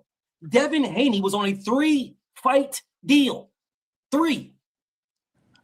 He petitioned with Bob Arum for a 4th fight option. Bob told him no. That 4th fight option could have been Shakur Stevenson. Bob told him no. Bob did that because Bob knows that Devin would have whipped his ass, and he don't want Devin to wipe out everybody, all of his stable, all of his stock. There's no other reason, and you niggas can't tell me another reason why Bob Arum would not sign this man to a 4th fight option. Because guess what, y'all? When Bob Arum signed him to a 4th fight option, guess who dictates the numbers? It damn sure isn't Devin Haney. It's Bob Arum. Because Devin is signed to Top Rank. So Devin can say what he likes, what he doesn't like. Nigga, you're fighting Shakur, and you're fighting Shakur with this number because you're signed to me. You ain't got a choice. You got no choice. And Devin tried to do that. It was Bob that told him no. Facts. He said, I'm not signing to a 4th fight option. And in comes Shakur Stevenson with all this skullduggery nonsense when he could have got the fight before Lomachenko. And I showed y'all the proof of that too. But for some strange reason, you guys are not telling me that you're saying this or saying that. I'm telling you all of these things combined. The fact that you had an opportunity to fight Devin before Devin fought Loma, you had an opportunity. You turned that down. You had an opportunity to fight Devin after he fought Lomachenko. You turned that down. Now you're talking about a rehydration clause for Devin at 47 when a nigga fought the same weight class as you. But now you want a rehydration clause? These things are telling me he is scared of Devin, specifically after the nigga said B-Hayes, of which you know. And ironically, they removed that from YouTube. You can't find it no more because I was looking. I should have downloaded it. They removed it. But you know what this man said. Yeah, I know. Devin fights at 35. He's always been one weight class above me. When he moves up, I move up, and we're gonna eventually fight at 47. Did he say that or not? He said it. Yeah, Okay. he said it, bro. Yeah, he said it. And they removed that from YouTube. You will not find it. They deleted that. Nah, because I was looking for it too. Exactly. They deleted it for a reason because it hurts his image. Can I close? Now it's like, okay, if you say we're going to fight at 47, Devin's at 47, you're fighting at 40. How the hell are you going to go back down when you said you're going to fight Devin at 47? Where's the rehydration clause coming? It hurts his image. And that's why they removed it. Can I close with this last point, Biff? And then y'all got it, bro. I'm going to move on. It's hard to take some of these boxers seriously, man. Like, Shakur just talked too much, bro. Like, stop talking and just box. I mean, I don't know what those, like, most boxers aren't the brightest dude in the room. And so, listen, he's been contradicting himself for years. And so, does he forget who interviewed him or what he said in the past? And so, as a Shakur fan behaves, like, it's hard to push back on what BF is saying because how can you explain that, bro? Now, last point, BF. I don't think he's scared, but I understand why you say what you say, though. You get it? I don't agree with it, but Shakur is giving credence for fans to think that, and rightfully so. I can't push back on that. But for me, he's posturing. He's saying things that he shouldn't be saying in the moment. And so he's hypocrite, bro. And so that's why I pay more attention to a boxer's skills, which pays the bills in the ring, than I do what they say, bro. But that's BF, what's up. I respect it, but you still didn't tell me how he's not scared, but I respect it, though. Yeah, but BF, you have every right to say what you're saying, bro, because Shakur has given credence for that door to be open and criticize that. So you're good, bro. I can't push back on that. So what I will say is not a pushback. See, because in the absence of facts, an opinion becomes that. Just in case you guys are curious. In the absence of, I'll say it again, in the absence of facts, someone's opinion becomes a fact. They just keep saying their opinion, and people keep saying it, and you cannot prove the opinion wrong. You make that opinion a fact. Mm-hmm. What I'm telling you is this nigga's scared of Devin. You niggas will say he's not scared of Devin because that's your favorite fighter, so you don't want to put a scared label on someone. You don't want to put a duck label on someone. Everything this man has been doing, everything is fear. There is no reason for anything he's done, and you guys are justifying it. Thank God that Big Dog Willie is not. Thank God that Mr. Moss really isn't. Because otherwise, it will be everybody just justifying this. Y'all would be no different than Tank fans. You'd be no different. You'd be no different, bro. Literally, you'd be no different. This was just what you guys would be. The same exact thing. You got somebody that you like, and you take your time and you justify everything they do, knowing good and damn well they are wrong, but you'll justify it anyway. That is the Tank fan. That is the definition of Tank fans. That is exactly what they do. I am telling you guys, this man is scared of Devin. I don't care what y'all say. This man is scared of this man.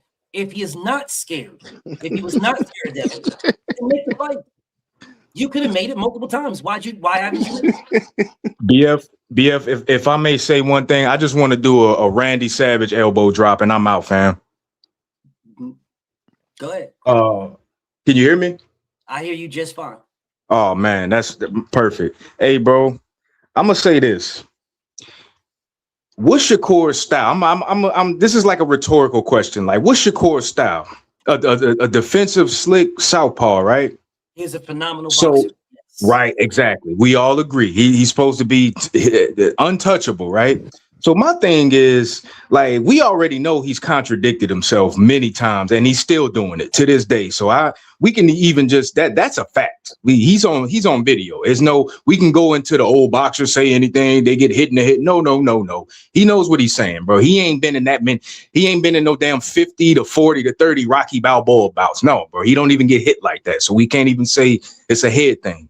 I'm gonna just end it with this, bro. He's such for Shakur fans. I want y'all to like riddle me this. If he's such a defensive wizard, aren't defensive wizards like? Doesn't he have the defense to go up one more weight class to prove it? If he's so defensive, he's not going to get hit like that. Shouldn't he bet on himself? Like, oh well, shit, I don't need no hydration balls, right? I mean, don't think if he's supposed to be, if he's supposed to be Pernell Whitaker 2.0, no.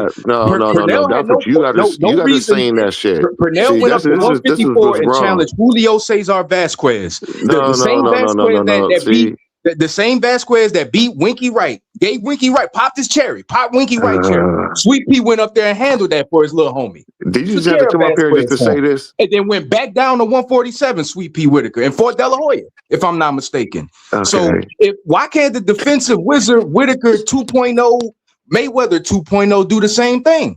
Floyd. Is this a Shakur fan or somebody who just want to hate? Weighing 150 pounds and fought Canelo weighing a damn light heavyweight. So I'm like, we can't, you know what I mean? That's all I'm gonna say on that one. But Shakur fans can't explain why the defensive wizard has a problem when Devin's name comes up, and you know he's so untouchable. He need to worry about He need to worry about the 31st because it ain't written in stone. He gonna make it out of that. Because if we base it on last performances, if we base it on last performances, T.O. looked like a damn diet. Fucking value soda Roy. I'm not gonna lie about that. I hate saying that. I hate even comparing them to our legends. Damn, but if I had to play like that dude was sharp, he looks sharper than I've ever seen any form of Shakur. And on top of that, he's at the higher weight class. This is not the conversation I want to have. I'm sorry, bro. I'm out, BF. I'm out, bro. I'm out. Man, you can't let drunk people up on up here no more, man. Drunk? Okay, we gonna see. I hope you're not drunk people up here no more. I hope you're not drunk. Come on the 31st. The drunkenness is not good. When you gotta go to AA, the AA of boxing. Hold up, time out. I hope you not. I hope you stay sober for the 31st. I hope you get some medicine. I just don't see the defensive 2.0 Whitaker. You said that Tio had a better outing than Shakur in his last fight. We are not having this conversation today. That is a next week conversation. That is not what I'm talking about. Bad. This is the reason why I want people that want smoke with me on this topic that we're talking about. Now, I don't need nobody to agree with me. I don't need nobody to go with Shakur different styles. So my brother Renzo, but that's his next week conversation. My bad, bro. I ain't trying to blow your shit up. My bad, bro. It's all good, bro. It's all good. This is a next week conversation. Go ahead and jump back in the chat, King. Bad. And I'm gonna get back to cooking with the bro. Salute to my brother Renzo. Oh, salute, BF. Thank you, bro. Thank you, chat. Appreciate y'all, man. Yeah, salute. This is what he just said is a next week conversation, y'all. What I will get back to what I'm saying. The conversation at hand is what he said. This is the conversation at hand is that this man said that size doesn't matter. Right. But somehow it matters for Devin. Why does it only matter for Devin? What Conor Ben is, I understand that. You guys cannot explain to me why it matters for Devin. You cannot explain to me. And I'm still waiting for somebody to explain to me. You can't. It's probably because Devin blew up to 170. That's probably why. Where did you get the facts from that? Mm-hmm. I mean, I can't tell you where I got him from, but because you didn't get him. 165. He was 165 at Regis, right? Where did you get the facts from that? It's documented. You can look it up. Well, since I was there, I'm telling you, no, he wasn't. But I was there. So how much was he? Okay, don't worry about that. But it wasn't that. So don't worry. So he wasn't 165. It was not 165. No, it was not. Okay. It was less than that. It was not 165. All right, that's not what the California Commission said. I do not care. I was there. I know you don't. Yes, I don't, because I was there. Because you just moved the goalpost to now him putting a rehydration clause on Devin because Devin blows up, but Devin never missed weight. He did. So really, it would be Devin putting a rehydration clause on him. He missed weight. Devin never missed weight. So why is the dude that missed weight, the pot calling the kettle black, the dude that missed weight, wants a rehydration clause for Devin? Why don't he want one for anybody else at 147? Why don't he want one for anybody at 140? He said Conor Ben. Okay, Conor Ben is not a 47-pound fighter. He fights at 60. This is his first fight at 47 in 3 years. Try again. But he said Conor Ben though, right? Okay, I'll say it one more time. Conor Ben is a 160-pound fighter, 154, 160. He has not fought at 47 for 3 years, and he still hasn't. He still hasn't fought at 47. Still. It makes sense to put a rehydration clause on a guy who just fought Chris Eubank at 60. See, that makes sense. Devin never fought at 60. He never fought at 54 at all. Conor Ben did. So it makes sense. It does not make sense to put a rehydration clause on a guy that fought in the same weight class as you.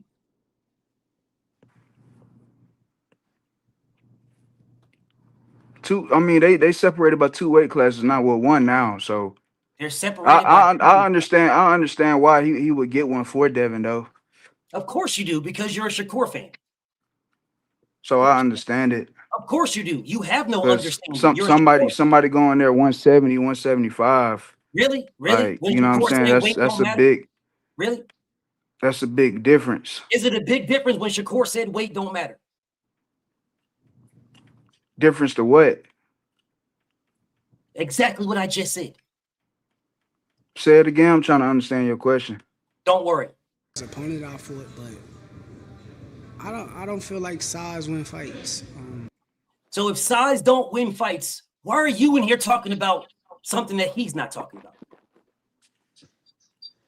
I mean, that's his opinion. He don't think size win fights. He's the fighter, nigga. What do you mean his opinion? His opinion is the only one that should matter. Nigga, you ain't fighting nobody. His opinion is the only one that should matter. He is the fighter. How are you telling me you don't give a damn what he says? What you say matters more than what he says. He is the fighter. I mean, it's his opinion, bro. What the hell are you talking about? That's his opinion. That size doesn't matter, bro. That's not. Yeah, Just because he said that don't make it law. Are you fighting? Are you the one fight? Are you fighting for Shakur? If you're fighting for Shakur, then I understand. Are you fighting for Shakur Stevenson? If you are, then it makes sense to me. Then it makes sense. Are you getting in the ring to scrap out with Teofimo Lopez? You got Conor Ben next. You want to put you yourself are fighting Devin? You want a rehydration clause on Devin? Is that the case? Because I'm super confused here on why your opinion matters more than his, and he's the fighter. Man, at the end of the day, y'all focus on what y'all want to focus on. No, let this man speak. All right. Let this man speak. All right. I'm trying to figure out how this man is saying it's Shakur's opinion, and your opinion is more than his. I mean, that's his opinion, bro. I don't know what you not understanding.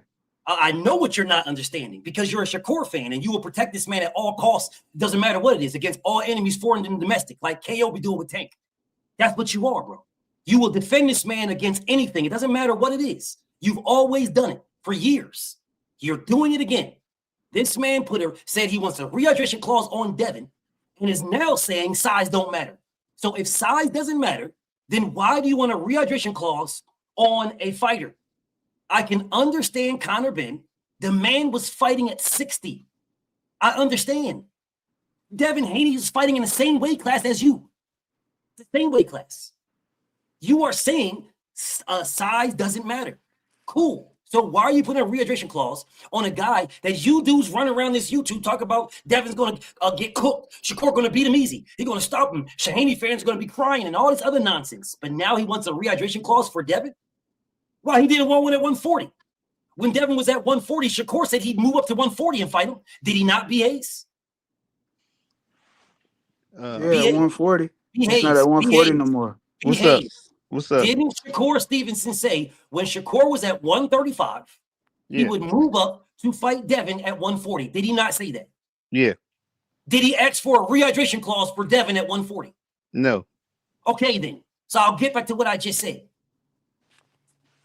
If this man is now fighting at 40 himself, why is he asking for a rehydration clause at 47 when he didn't ask for one at 40? I mean, how many times you want me to say it's like Devin blows up? How many times you want me to say it? How many different ways you want me to say it? Did Devin blow up at 35? Yeah, he blew up at So 35. why You would heard he what want Loma a said. rehydration? So why didn't he want a rehydration clause at 35? Well, he Shakur is a couldn't get it. 126-pound fighter. He couldn't get it at 135 because Why Devin ain't couldn't wanting to fight at Why couldn't he get it 135. at 35? Why Because couldn't he? Devin ain't wanting to fight at How 135. did Devin not want to fight instead of an offer? You just moved the goalpost, but I'll move with you.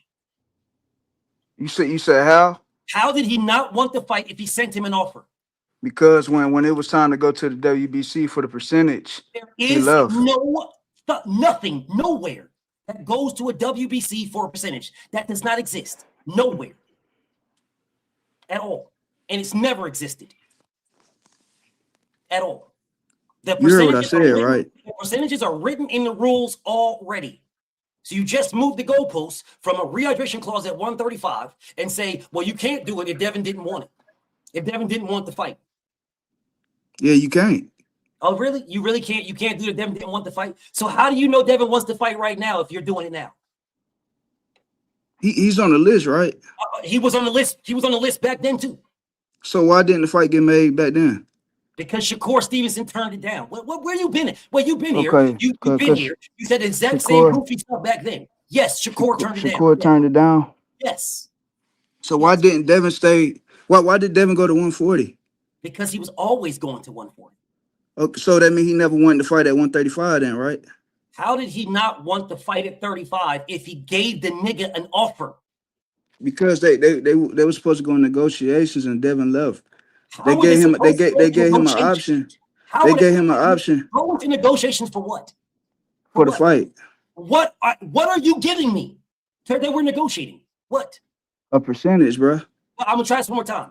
What is Shakur giving Devin that they should go into negotiations? What? A big fight, a legacy fight. A big fight, a legacy fight. Says you. It's a big fight. Says everybody in boxing, BF. No, everybody in boxing does not say that. That Shakur and Devin is a legacy fight. No, Shakur fans say that. Shakur This dude tripping, man. No, you're man, tripping. come on, man. No, Listen to what you're saying. You come on.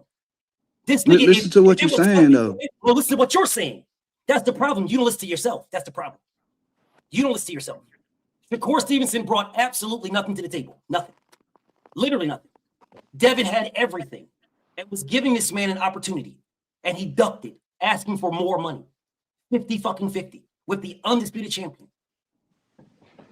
It was 60, 40, 55, 45. No, it was not. No, it wasn't. You just made that shit. I read the thing. I don't give a the damn other day. what you read. You're lying. You just made it up. I mean, it's in the petition, bro. No, it's not. The petition says 50-50. It's in the petition. The petition says 50-50. You're lying. 60, 40, 55, The petition 45. says 50-50. You're lying. 50-50. That the 50-50 is something that they would like, says though. 50-50. You're With lying. 60-40, they'd be cool with 60, The 40, petition 55, says 45. 50-50. You are lying. You're You lying. heard what I said, right? I don't need to hear what you said because you're lying. 55, petition 45, says 60, 40.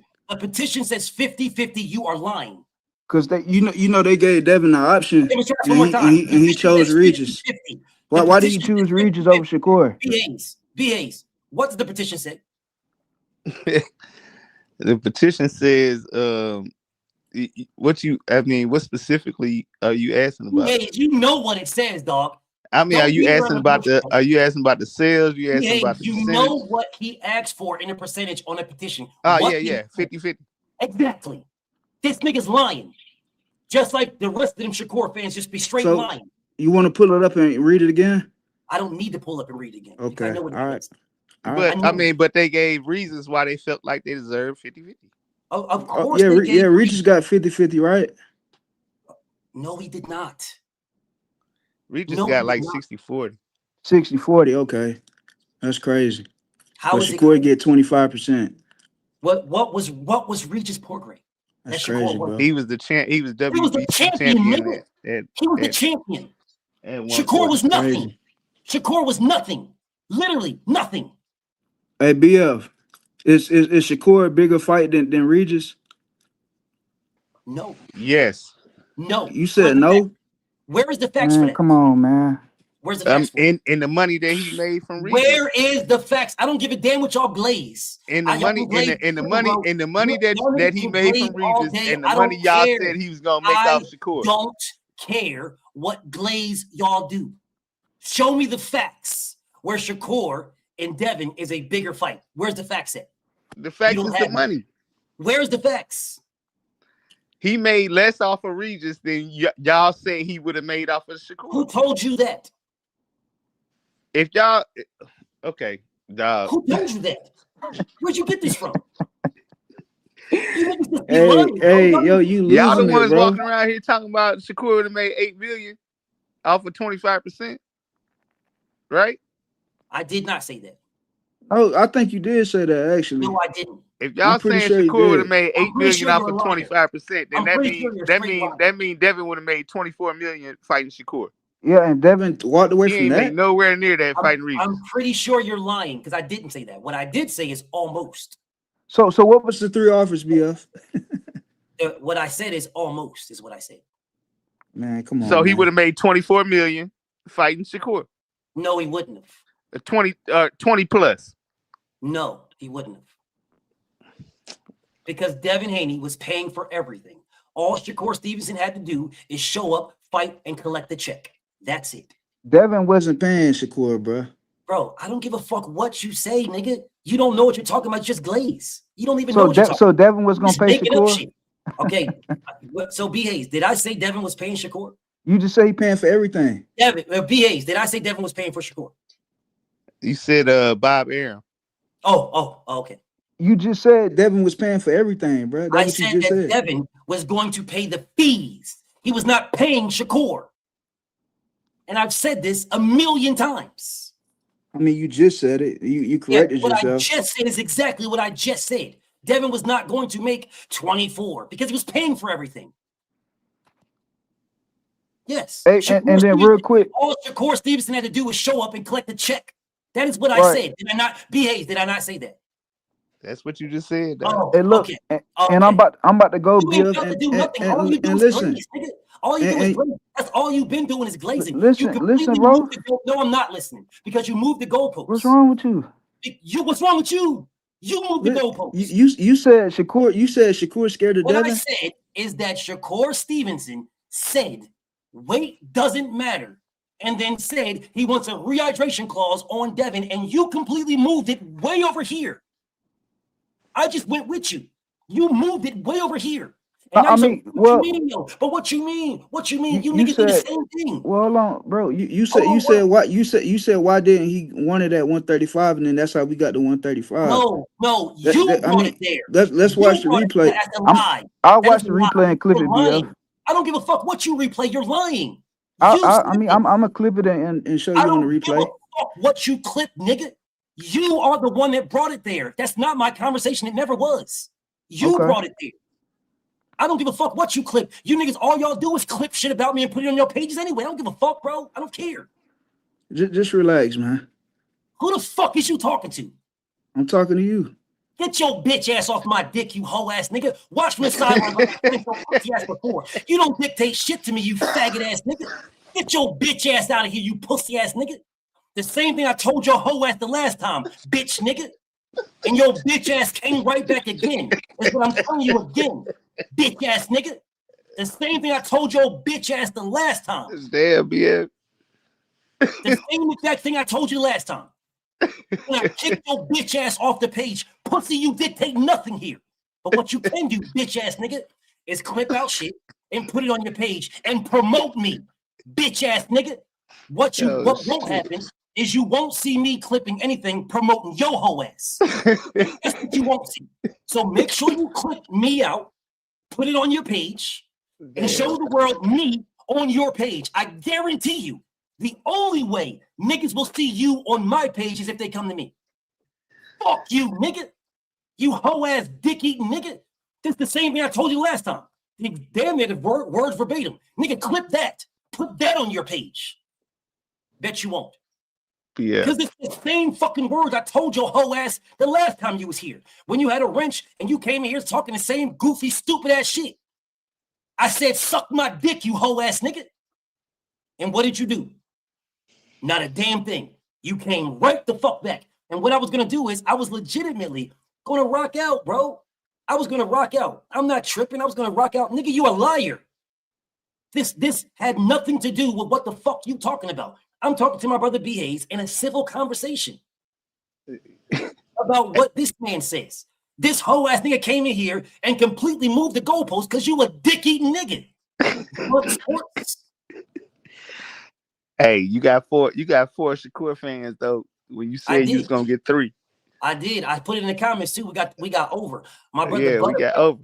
Yeah, we got the over, dog. We got one over. Hey, let me get back to this conversation because this whole ass nigga, I don't know why this whole nigga does this, bro. The crazy thing is, BAs, you are a bigger fan than that nigga. You don't go to shit that he be doing. You don't do this shit that you are a bigger fan than him.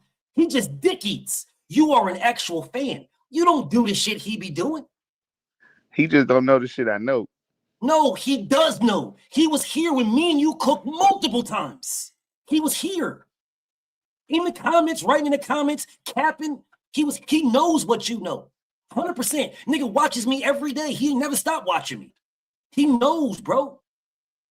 He is a dick eater. And that's why he speaks the way he speaks, because he's a dick eater, bro.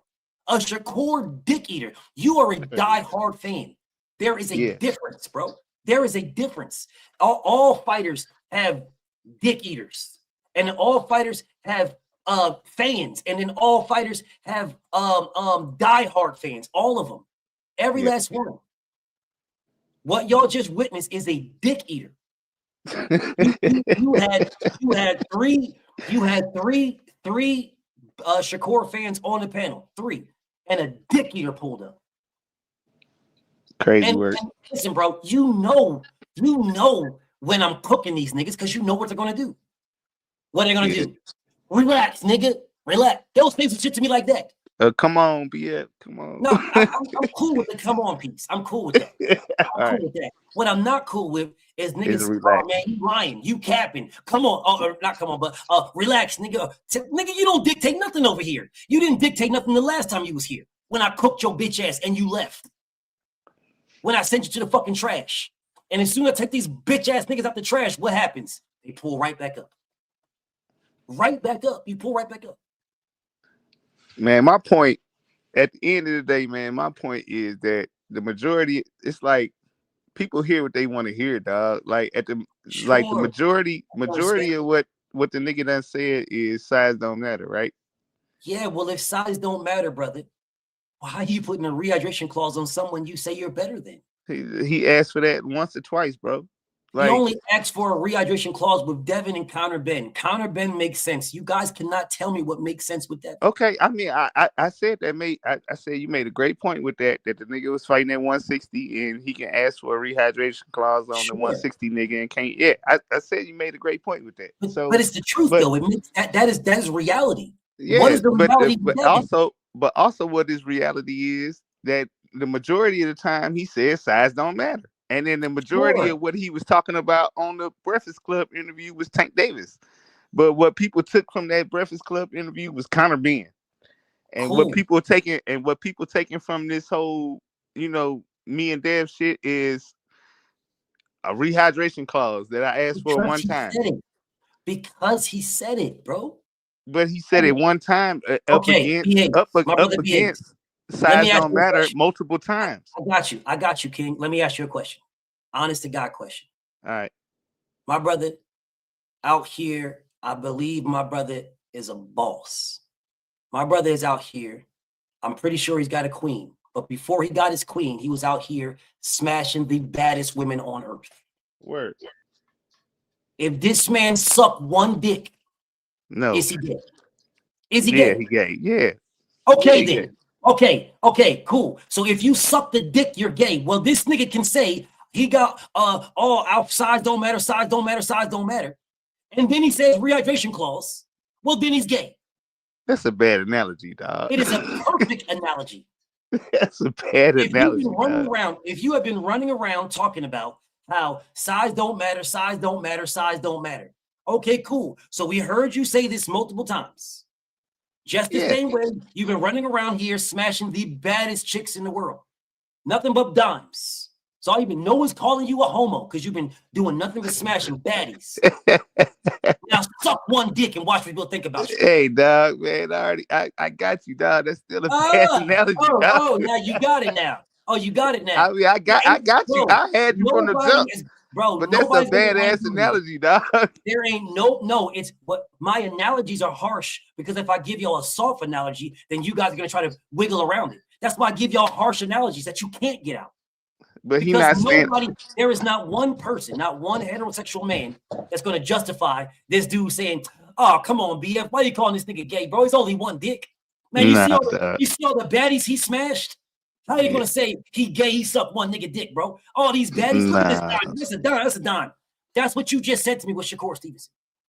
Oh man, he talked about size don't. Because I can't give with the analogy, so I can't even say it. Doesn't matter. Like that. It doesn't matter. That's the truth, though. It doesn't matter. It doesn't matter. It is the truth. Crazy work. That's crazy work. Crazy as it wants to be, it is the truth.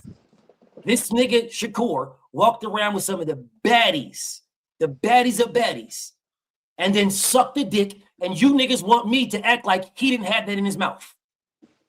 Nah, that's nasty, dog. It was just the tip. Hey, nah, but man. If it was just the tip, BF. That he didn't put the whole thing in his mouth. It was just the tip. I could understand if the whole shaft was in there. If the nigga was deep throating it, I could. No, nigga. I don't care what part of somebody's meat rack you throw in your jaws, nigga. I don't care. Okay. All right. Since we going there, if you send him that Beyonce pussy, which is a Devin contract, he gonna hit that. Well, he got the Beyonce pussy and he said no. Nah. Yeah, he was trying to Beyonce pussy. He was trying to get the Beyonce pussy raw. You wanted him to wear a condom. Nigga, okay. I'm glad you said that. Let me ask any nigga in these comments. Okay, dog. Okay. Beyonce, and she said you have to wear a condom. Who the fuck is turning that down? I need one nigga in the comments, just one nigga in the comments to tell me you got the opportunity to smash Beyonce and she told you to wear a condom and you said, nah, man, nah. Okay. That's a bad analogy too. Then you really don't want me to hit. Hey, we on bad analogy night, you don't want me to hit. No, nigga, that's the real bad analogy night. Nah, this is bad analogy night. That is not a bad analogy, dog. That is not a bad analogy. That is a perfect analogy you just said. It is perfect. 100%. So you're going to turn down smashing Beyonce because she tells you to wear a condom. Nigga, you don't even make any sense. Nigga, you ain't seen no paper, dog. And that is the exact same thing. That's not the exact same thing because you ain't seen no paper, dog. You just was talking. How was he talking when he had an offer? Shakur Stevenson himself said he had an offer. He ain't had no paper. Shakur Stevenson himself said he had an offer. He ain't had no paper. Well, guess what, bro?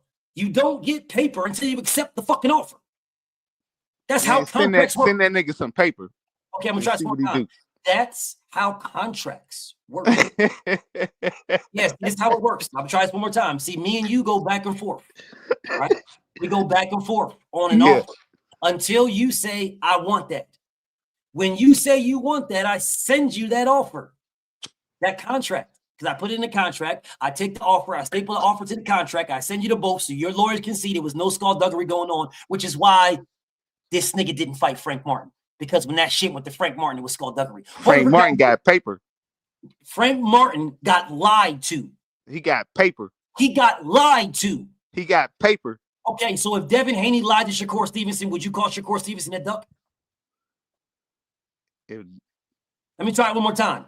If Devin Haney told Shakur Stevenson, hey, Shakur, no, I'm gonna give you the 25%. And Shakur says, okay, give me the 25. And then when it gets the fucking contract, you look at the full number, and when you do the full number, he's only getting 5%. Would you call Shakur Stevenson a fucking duck, my nigga?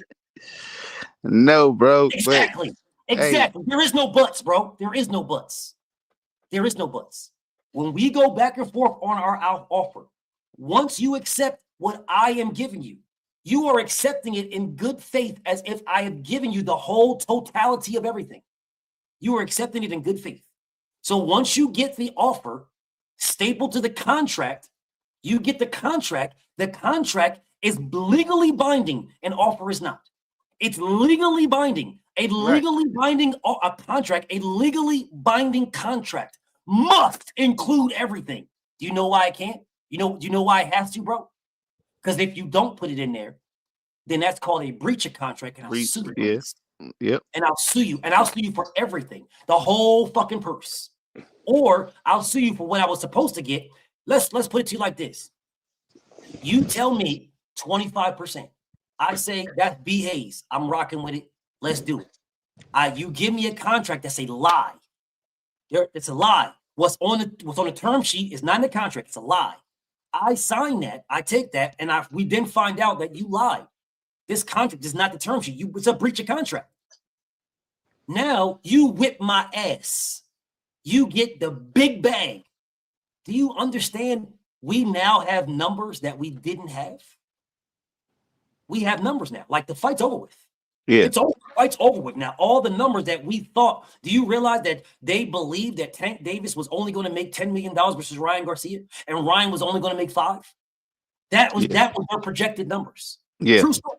That's true. So, okay, so we sign a contract based on projected numbers. The fight then does $100 million. And I now have my contract where you breached it. I'm suing you for all that. All that. I'm suing you for all that. You not know. It might have been in your bank account, but it's going to be a wire to my bank account when I'm done. I'm suing you for all that. Every bit of it. Every bit. I'm suing you for potential, brother. Potential. Because I can argue that I would have asked for more had I known the full numbers. I can argue that. So I'm suing you for potential. I'm going to get a big ass bag, way more than you gave me. So when you start talking about what happened with Frank, don't, because that was bad faith negotiations. What I am telling you is, Devin, giving this man what he gave him, he knew the whole shit. Even Shakur said he knew the whole shit. And he should have. And the problem that I have to you guys with that 35 offer, and I'm going to leave it alone. I'm going to get back to the topic. The problem that I have for you guys, and I will say this a million times, and you guys will never have an answer. Yes or no questions, BAs. Weren't they both? Wasn't the money coming from Top Rank? Yes. Okay, so if the money was coming from Top Rank, doesn't Bob Arum dictate that and control that? Yes. Okay, so if Bob Arum if the money's coming from Top Rank, and Bob Arum dictates and controlling, how or where, this is now for you to explain, where was the original offer from Bob Arum and Shakur to Devin, or the counter offer from Bob Arum and Shakur to Devin? Where is it? Exactly. That's the answer. There's your answer. Exactly. I was gonna say in the petition, but it wasn't to Devin. It was to the WBC. To the WBC. That was not Bob Arum's petition either. That was Shakur Stevenson and Jay Prince's petition. That had nothing to do with Bob Arum. Nothing. What I'm telling you is Bob Arum was the money. Bob Arum was the money. The bread for that fight was coming from ESPN and Top Rank. The problem that people leave out is when I keep telling y'all that Devin was going to get more, is because of the promotional bag. The promotional bag. Shakur Stevenson and Shakur fans were focused on the purse. Y'all were focused on the purse. Mm-hmm. If you focus on the purse for the fight, Devin was doing a nigga a favor. Big favor. Because the purse wasn't going to be that big at all.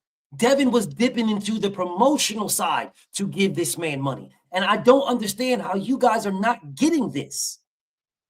The promotion, bro, do you think Bob Arum is paying these guys promotional money, bro? He's not.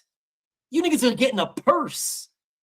You guys, Bob Arum goes to ESPN at that particular time. Bob Arum will negotiate a fight bag for a specific fight. Yeah, but they will give him X amount of bread, right? 20, 30 million, whatever they believe his fight's worth, right? He will then take his promotional fees out of that. But we talking about the purse because Shakur talking about the purse. Yes, because Devin was going to give him more than that. This is why Devin said, hey, listen, this dude, Ryan Anthony, 2812. write something else. The link is there for you. If this dude, Ryan Anthony 2812, writes anything, because the link is there. You saying Shakur not ducking Devin. Cool. B. Hayes is up here.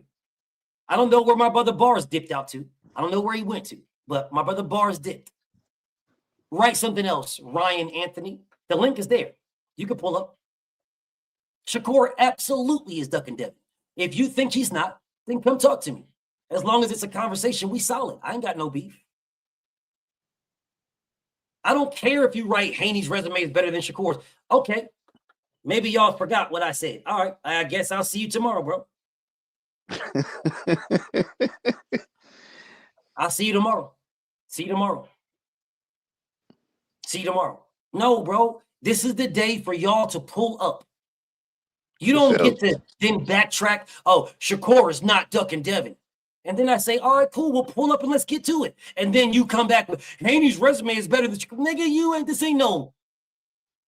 You know what this man just did, B. Hayes? He threw a rock in the graveyard. And then when I looked over and said, what's up? Nigga, wait. He hit his hands. How you doing, man? Hey, I'm just saying hi. Nigga, nah, bro. We don't do that over here. He hit his hands, dog. Pull up. Can't be hiding your hands, famo. Yeah, you can't just say, hey man, I just wanted to see if you was looking. You can't say, no, you can't say hi to me, bro. We gotta talk, bro. Yeah, for sure. It ain't no big deal, dog. Just I'm gonna tell you what he did. He made a new page. He made a new page real quick. Because I just gave him 86,000 seconds. So what he did was he made a new page, or he went to my other page, BFTB Sports, and wrote again. So now let me send you to the trash. See you in June. Deuces, famo. Yeah, I'll see you in June, homie. See you in June. It's all good, bro. It's like 130 days away. Anyways, I told you, you want to talk? No problem. The link is there. If you're not on no goofy stuff, I won't be on no goofy stuff. I won't be on zero. But what y'all not going to do is try to Shakur Stevens me, talk real tough in the comments, and then not pull up, and then not send no offers, not do nothing. And I'm supposed to say you're the biggest, baddest, best fighter in the world. No, you're not at all.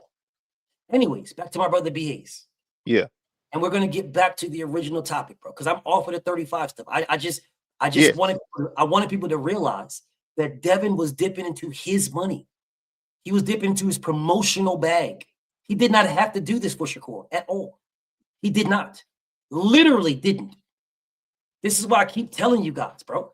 The 25% that you guys are talking about is not the 25% that Devin was talking about. Hey, well, that's why I'm glad Turkey here now, dog. So okay, we ain't got to deal with that shit. Sure. Now we get back to where we're at right now, where you're saying you're glad that Turkey's here. Yeah. Where did the rehydration clause come from? Because Turkey ain't never said that. My OG, Mr. Mott, is in the building. Salute to my OG. Thank you so much, OG. Turkey has never said this. He has never said anything about a rehydration clause, bro. No, dog. But the rehydration clause come from Conor Ben. Okay. I mean, so you made a great point, dog. So I'm not arguing that, and I'm not saying that I even agree with the shit. But I'm just saying that that's where it came from. Cool. Keep it there. What does that got to do with Devin? Keep it there. People were asking, how can you ask for Conor being at 147 and not ask for Devin? Sure, I understand that. That's not what I'm talking about. I'm talking about the rehydration clause. The rehydration clause came from Conor Ben. Conor Ben against Eubanks.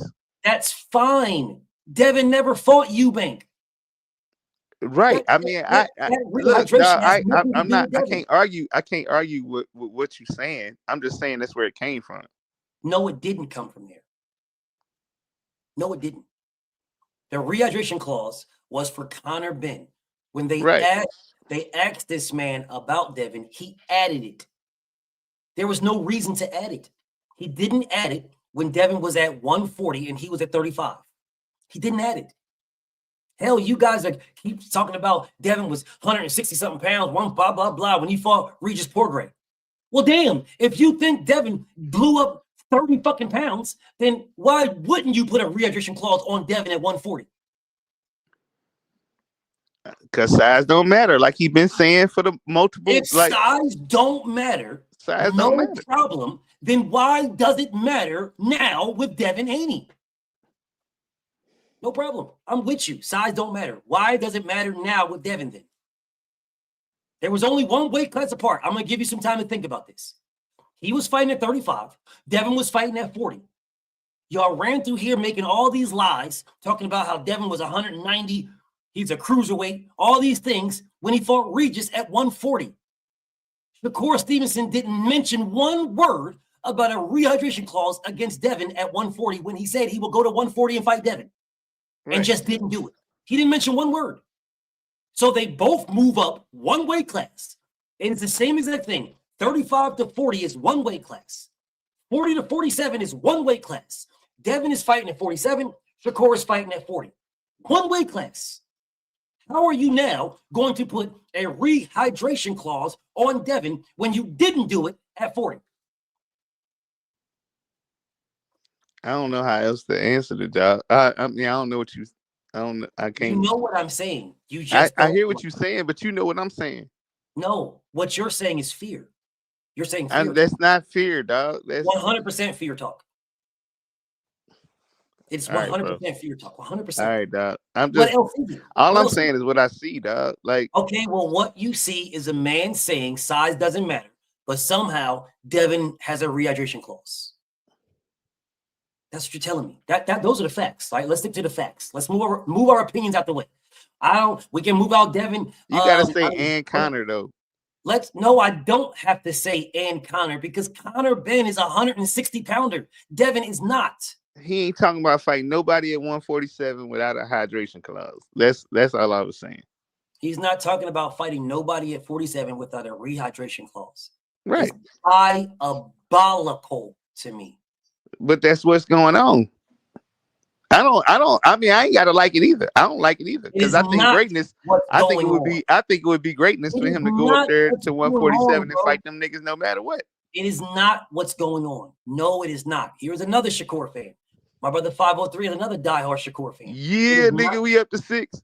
It is not what's going on. What's going on is Shakur Stevenson said when Devin is one weight class above me. He's always one above me. When he moves up, I move up. And we will eventually meet up at 47. That is what he said. He never one time said that we will have a rehydration clause. Never once. Shakur Stevenson is on. No, he didn't say that. Yes, you're right. He's on record, himself out of his own mouth, saying putting a rehydration clause on somebody is scared talk. He said that about Tank Davis out of his own mouth. You put a rehydration clause on somebody, bro. That's scary. I think you scared, bro. That's scary. That's what he said. He said those words. His words. I agree with him. Okay, so if you agree that putting a rehydration clause on somebody is you being scared of them, then please tell me how he's not scared of Devin if he puts a rehydration clause on Devin. He ain't did it yet. All he did was that is what he said, bro. He didn't do it yet. He didn't do it yet. All he did was that ask. is what he said to get the fight, bro. To make the fight happen. Negotiate the fight then, dog. Negotiate the fight then, bro. So you just moved the goalpost again. No, I'm just saying, like, shit. I fight the nigga with I fight Conor Ben with a 10-pound rehydration clause. If Devin to take it, I fight him too. So Devin, it's up for Devin to be like, it's up for Devin to be like, you on the list, fuck that rehydration shit, come get some. And for him to say, and then if he say no, that is not up to Devin to do because Devin put him on the list before he said a word. It is not. He put him on the list before he said a word. This man is the one that is coming out here giving you excuses and reasons why he won't fight Devin. Devin didn't give this man no excuses, no reason, no nothing. He just put him on the list and said, this is a fight right here. What's up? It is this man that then came out and said rehydration clause. It is this man that claimed he'll move up to fight Devin at 140 and didn't move at all. Waited until Devin went to 47 and then moved to 40. Facts. Because he could have moved up and fought Shakur Stevenson while Devin was there. Man, Devin was there for one fight. Quit capping. Okay, Devin was there for 2 fights. One fight, and then he fought at 144. Devin was there for 2 fights. Oh, he fought Ryan, but okay.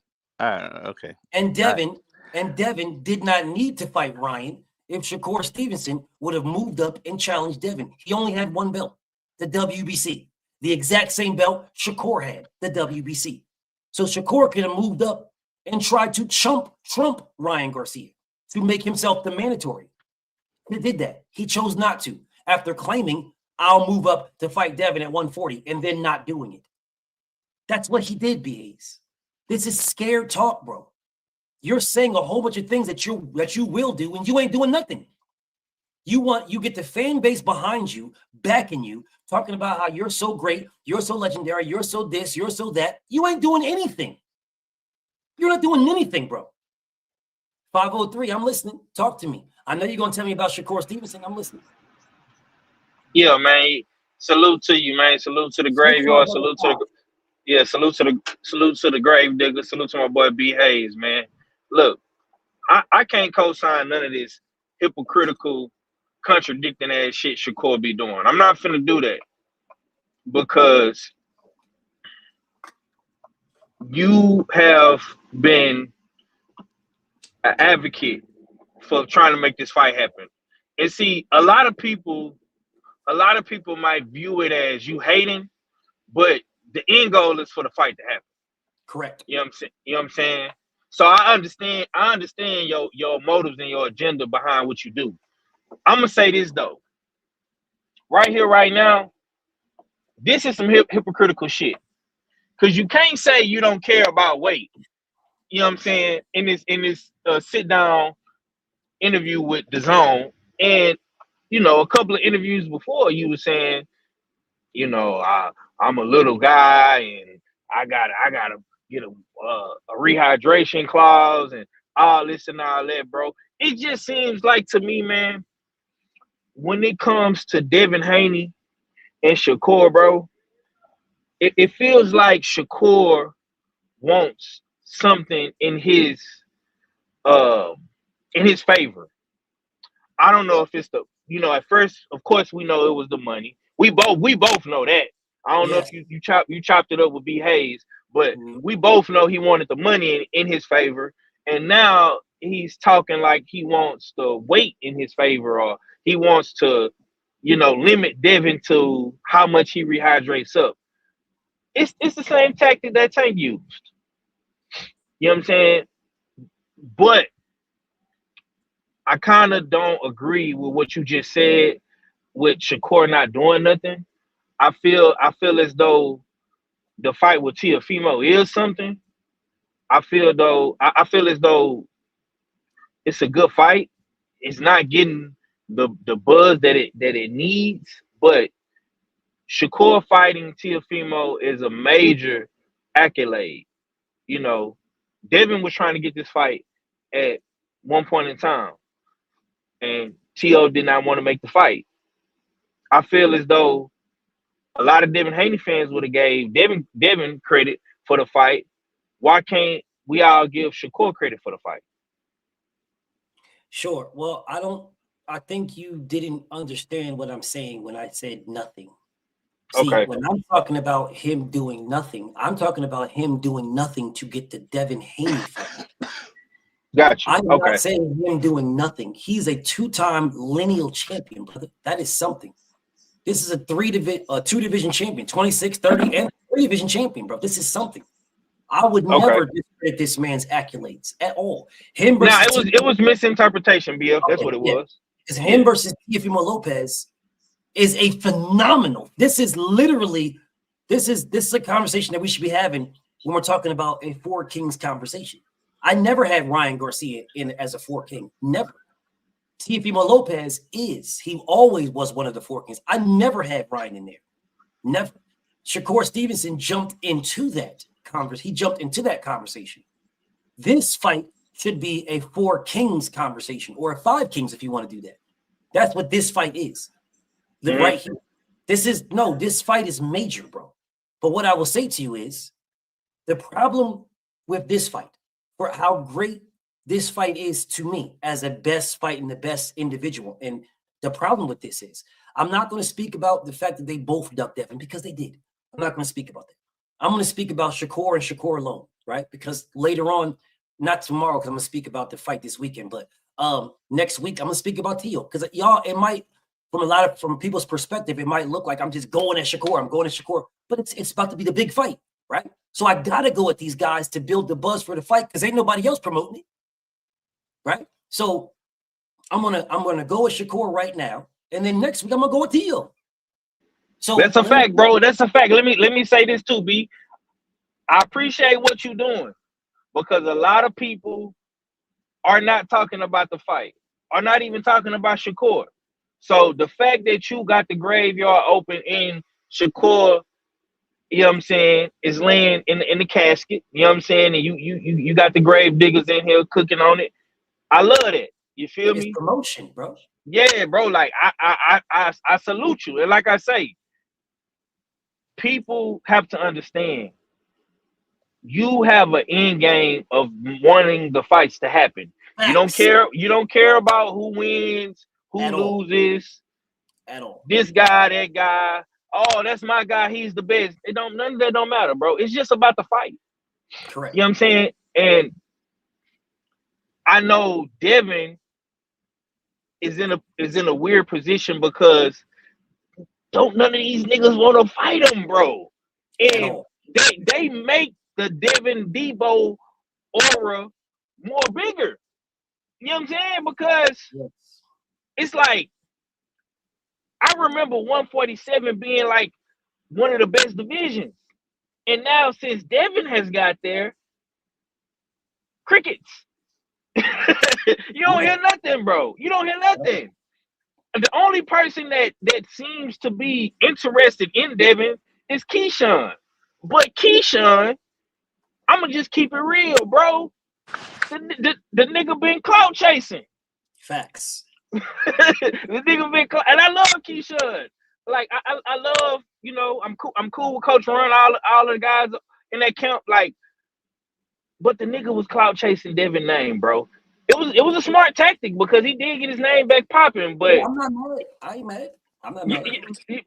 But Devin Haney needs a dancing partner, bro. T.O. didn't want to do it. Shakur on his bullshit. Motherfucking listen, man. The entire list. Yeah, bro. And I don't want to speak too much on what we spoke about last week, but I'm gonna say this, bro. At the end of the day, dog, y'all are when I say y'all, I'm saying the fighters. These boxers are making Devin Haney bigger by being so dismissive about making a fight. So what my brother Five said, and I appreciate all the words you said, whether you agree with me or disagree with me, whatever the case may be. My brother Five knows my end goal, my agenda, which is why I'm always asking people, what's your end goal? But what's your end goal here? My end goal is for the fights to happen. Like you have never, and you will never hear me giving you guys reasons and analogies on why Devin don't have to fight nobody. Nobody. They ran through here talking about Conor Benn. I said, bro, Conor Benn is saying he don't want to fight Devin. Because that's what Conor Benn said. You didn't hear me say, no, why is Devin got to fight Conor? No, I'm not saying that, bro. It's a good fight. I would love to see Devin wash this dude. And Conor Benn don't want to fight him. Conor Benn is saying Devin is boring, and why would I fight him? I'd rather fight Barrios, or I'd rather fight Ryan, or I'd rather fight Rolly. That's what he's saying. That's not Devin. Ryan Garcia ducked the hell out of Devin. They're still ducking Devin. Do you guys realize that Ryan and Devin were supposed to fight in February? This nigga is now fighting Mario Barrios in February. This is a factual statement. I told you guys this last year. Do y'all remember when I said that during the May fight, it doesn't matter win or lose, they're fighting in October, and then there's a fight that is locked in for February? Yes, I told y'all this last year, bro. It is Ryan that completely ducked this man. But all y'all do is blame Devin. And the list goes on and on and on. Shakur Stevenson, you could have fought Devin instead of Teofimo Lopez. You picked Teo. That's on you. Just like Teo could have fought Devin instead of Shakur. He picked Shakur. You niggas picked each other over fighting Devin. Facts. And that's fine. It's still one of the best fights. It's the same thing with the Errol Spence, Terrence Crawford stuff, right? Errol fighting Danny Garcia, best fighting the best. Errol fighting Ugas, best fighting the best. But the best versus the best was Errol and Terrence Crawford. That is a fact. The best versus the best would be Teo or Shakur versus Devin, period. Because Tank is out of the picture now. We're going to figure that out. We're going to figure out who the best is. Okay, come on, dog. B-Hayes, I'm telling you right now, Shakur ain't going to fight Devin, bro. I'm telling you, like, and I'm a diehard Shakur fan. BF know this, you know this, bro. He's not going to fight Devin, bro. He rather Keyshawn go up there and fight Devin. He's not going to do it, bro. He ain't going to do it. At this point, bro, we got to start being realists, bro.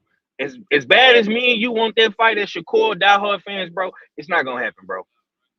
I'm telling you right now, it ain't gonna happen. I disagree, dog. Of course, I know you know more. You probably know. You know what I'm saying? I got to bow down to what you know over what I know because you in the circle. But at the end of the day, dog, I don't know about that, dog. Well, you have faith on Shakur and Tank too, didn't you? You kept telling me the same thing, remember? It's going to happen, BF. Watch, it's going to happen. I'm telling you, it's going to happen. Remember you told me that?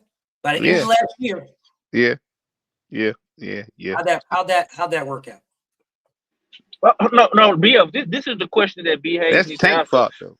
Never said B-Hayes, why do you think Shakur going to fight Devin, bro? What gives you that confidence?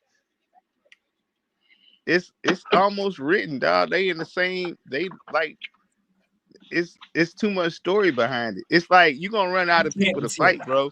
You can't be serious. It's like you're gonna run out of people to fight. You say you want the big fights. You can't be serious. If you running around here talking about you want the big fights, you want the biggest fights. This can't be like real. You're gonna run out of people, dog. This can't be real. It's gonna end up being Shakur and Devin. I know that my brother B-Hayes did not just say what he just said. I know I didn't hear this correct. What? My brother just said the story is written. Well, let me let you know what the end of the story is. Shakur fighting Devin for undisputed. That was the end of the book. That was the end. Dog, we've been agreeing that they're gonna meet up at 147 forever. And it's gonna be for everything. If it's for everything, so what belt is he gonna get? Or is he gonna wait for Devin to get undisputed again? And then say he's the mandatory in 150-50. I don't know, but when they said they're gonna fight at 147, they said it's gonna be for everything. Oh my God! I mean, no, you always pull out the fact that they said they was gonna fight at 147. When they said they was gonna fight at 147, it was gonna be for everything, right? Why isn't Shakur Stevenson going to 47 to get something so it can be for everything? Or is he going to let Devin become undisputed and then become his mandatory and ask for 50-50 again? Because then he'll say, I beat Teofimo Lopez. I'm a 4 division champion, a 3-time lineal king. I deserve 60% in my favor. I'm Terrence Crawford. You're making up shit, BF. What the fuck you gonna make? You did it already. You making up. And when you always like to bring out the fact that they both said that they gonna meet at 147, right? Now, I want you to tell me what I just No, I want you to tell me what they both said. They both said Devin and Shakur said they was gonna meet at 147, right? Right or not? I love how you just and it's gonna be for everything. Okay. And what did I say to you after that? Because I never refuted nothing that you just said because I'm the one that goes at you with that.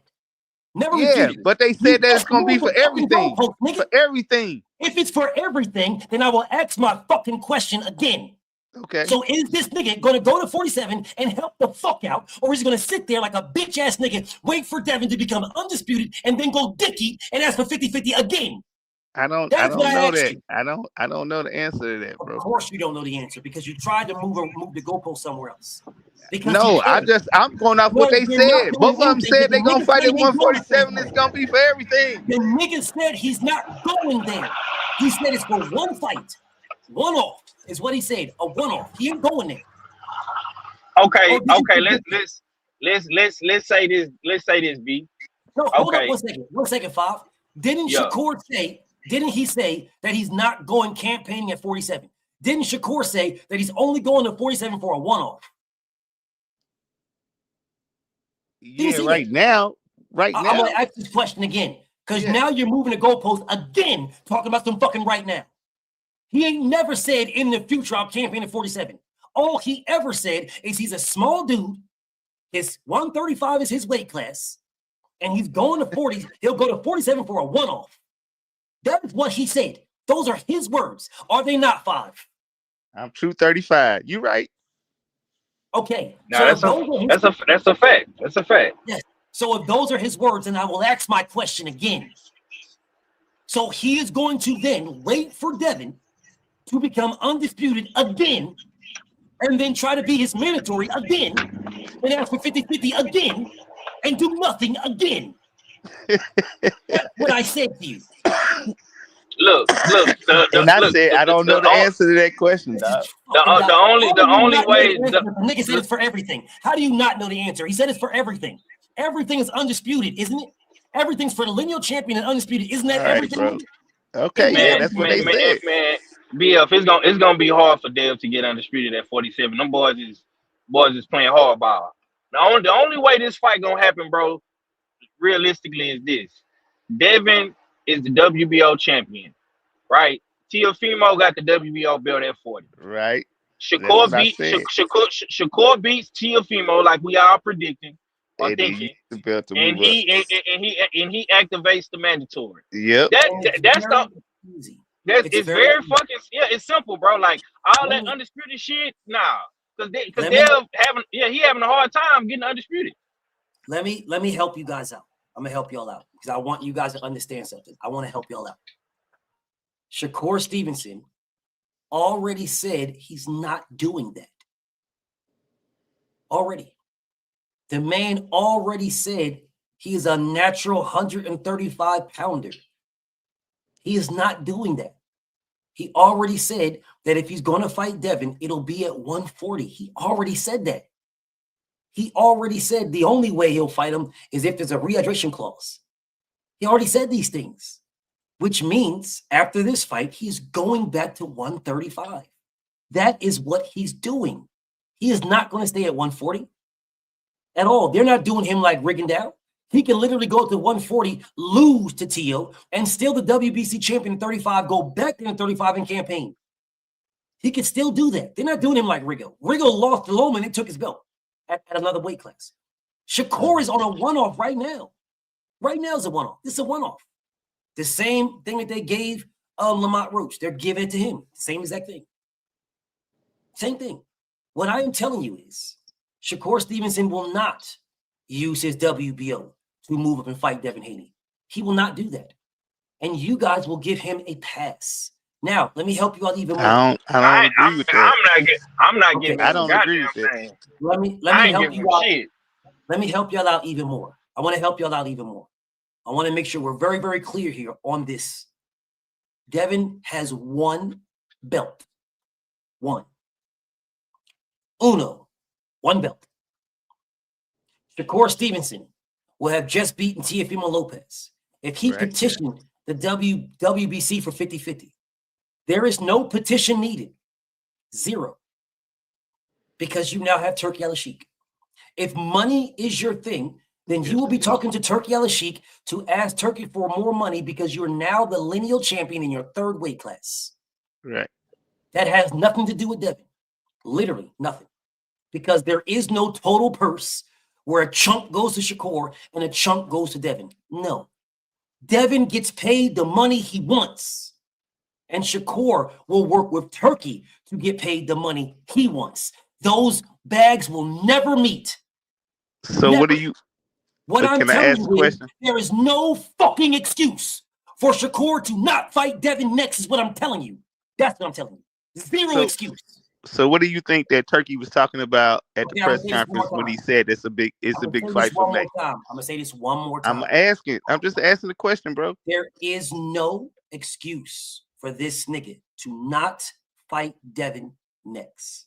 No excuse. I am telling you that the Devin Shakur fight or the Devin Teo fight in May is not what Turkey was talking about at all. Okay. It is not. Okay. But it can be.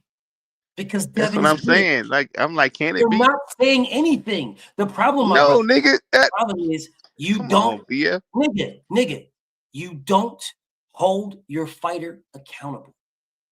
That is your problem, nigga. He said the winner of this fight, he got a big ass fight lined up for May. How the fuck does that equal Devin Haney? Who else is it? Who else? He said the winner of Deontay Wilder and Zhang and Anthony Joshua and what's his name are going to fight each other. Did that happen? No, it didn't. He has said multiple times we've got big fights. Hell, he said he got big fights. A big fight for Canelo Alvarez. What big fight is that? Canelo was about to retire, but I think he was talking about Shiraz. Bro. If you think he was talking about Shiraz, Canelo Alvarez versus Hamid Shiraz is not a big fucking fight. I mean, but that's to him. I mean, you know, cool. Shiraz well, if you're talking about to him, then you just killed your own point. Because to Turkey Al-Sheikh, who I rock with Turkey, but he's a casual. He's not a diehard boxing fan. He's a casual. Right. There's a fight to him that may be big. That is not big to us. Which Hamid Shiraz and Canelo Alvarez is not fucking big. To us, but to him it is. So if he's talking about, I got a big fight in May, how the fuck does that equal Devin Haney, my nigga? I'm just trying to say, who else would it be, bro? Who else would it be? Who else would it be? Anybody who Turkey thinks is a big fight. Anybody. Whoever he thinks is big, that's who it will be. Whoever the fuck Turkey thinks is big. I think it's Devin. What part of Turkey is a casual, don't you understand? I think it's Devin. Oh, yeah? You're full of shit. I mean, I think that the winner between Teo and Shakur, he's going to try to put against Devin. Full of shit because they don't need to have the winner between Teo and Shakur. Teo and Shakur could just fight Devin. Either one of them could be fighting Devin. Okay, I mean, I could be wrong, dog, but I'm just saying, bro, like, if he come up in the press conference and say, well, listen, bro, it's not that you could be wrong. I don't have a beef with you could be wrong. I have a beef with you telling me it's Devin. I have a beef with that. I just don't see it being nobody else. Well, you saw Shakur fighting Tank last year too, didn't you? Well, how's your eyes? Saying, but Turkey. How's your eyes? What vision you got? 80-40? No, but I mean, but you agree with me that Turkey said he was willing to give Tank a offer he couldn't refuse, right? Who gives a fuck? It didn't happen. Okay, it didn't happen, dog, but that don't mean that this ain't gonna happen. Bro, how are you telling me that Devin is fighting these niggas in May? How are you telling me this? I am telling you, absolutely, Devin is with it, is what I'm telling you. I am telling you, he is not the fucking winner, nigga. If he with it and Turkey with it, then why wouldn't Teo or Shakur be with it? Because the nigga you rock was a fucking duck, nigga. What are you not getting? He's a motherfucking duck ass nigga. What are you missing? That nigga's pussy. What are you getting? What are you not missing? He could have been fought Devin. He's fucking pussy, nigga. What are you missing? He could have been fought him. He could have been moved up to 147 and fought Devin. Before Devin fought Ryan Garcia, he could have fought Devin. He's pussy. He could have been moved up. He's fucking pussy, nigga. What are you not getting? I don't get that he pussy, dog. He finna fight Teo. He finna fight Teo next Saturday, nigga. That ain't pussy. Two fucking ducks is fighting each other. He finna fight Teo next week. That ain't pussy. Birds of a feather flock together. Two fucking ducks is fighting each other. That nigga's pussy. He believes he can beat Teo, and that's why he signed. He don't believe he can beat Devin, and that's why. See, you got life fucked up. That's why you don't see what I see. Because I don't give a fuck.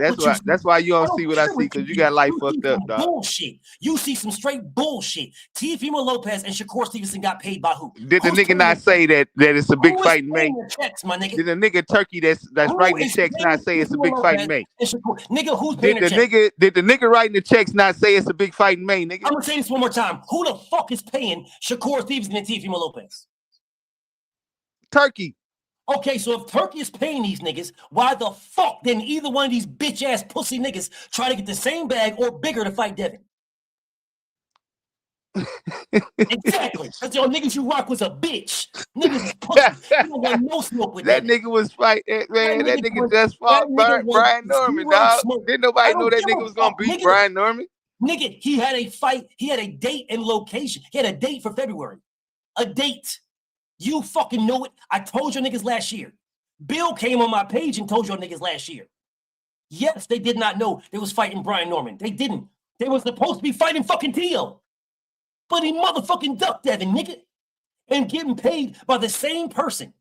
Yes, the Teofimo Lopez was supposed to be the fight for Devin if Ryan pulled out. Facts. That is the reason why they put that. That is the reason why they put him on the same card.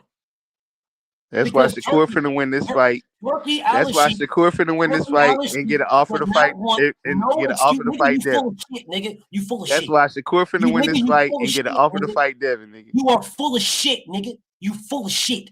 Because he been at the offer. All right, we gonna see. I got high hopes for you, nigga. We gonna see. Your hopes, nigga. You full of shit. We gonna see, nigga. You full of shit. He been had opportunity to fight Devin. That nigga's a bitch. That nigga straight pussy. He been at the opportunity. He been. Man, Devin need an opportunity right now because ain't nobody trying to fight that. And the reason why Devin needs an opportunity because the nigga you ride was a bitch and could have fought. That's why Devin. That's why Devin needs because the nigga you ride was a straight bitch. He could have fought Devin instead of Teo. Like Teo could have fought Devin instead of Shakur. And them both them duck ass niggas both duck Devin and are fighting each other.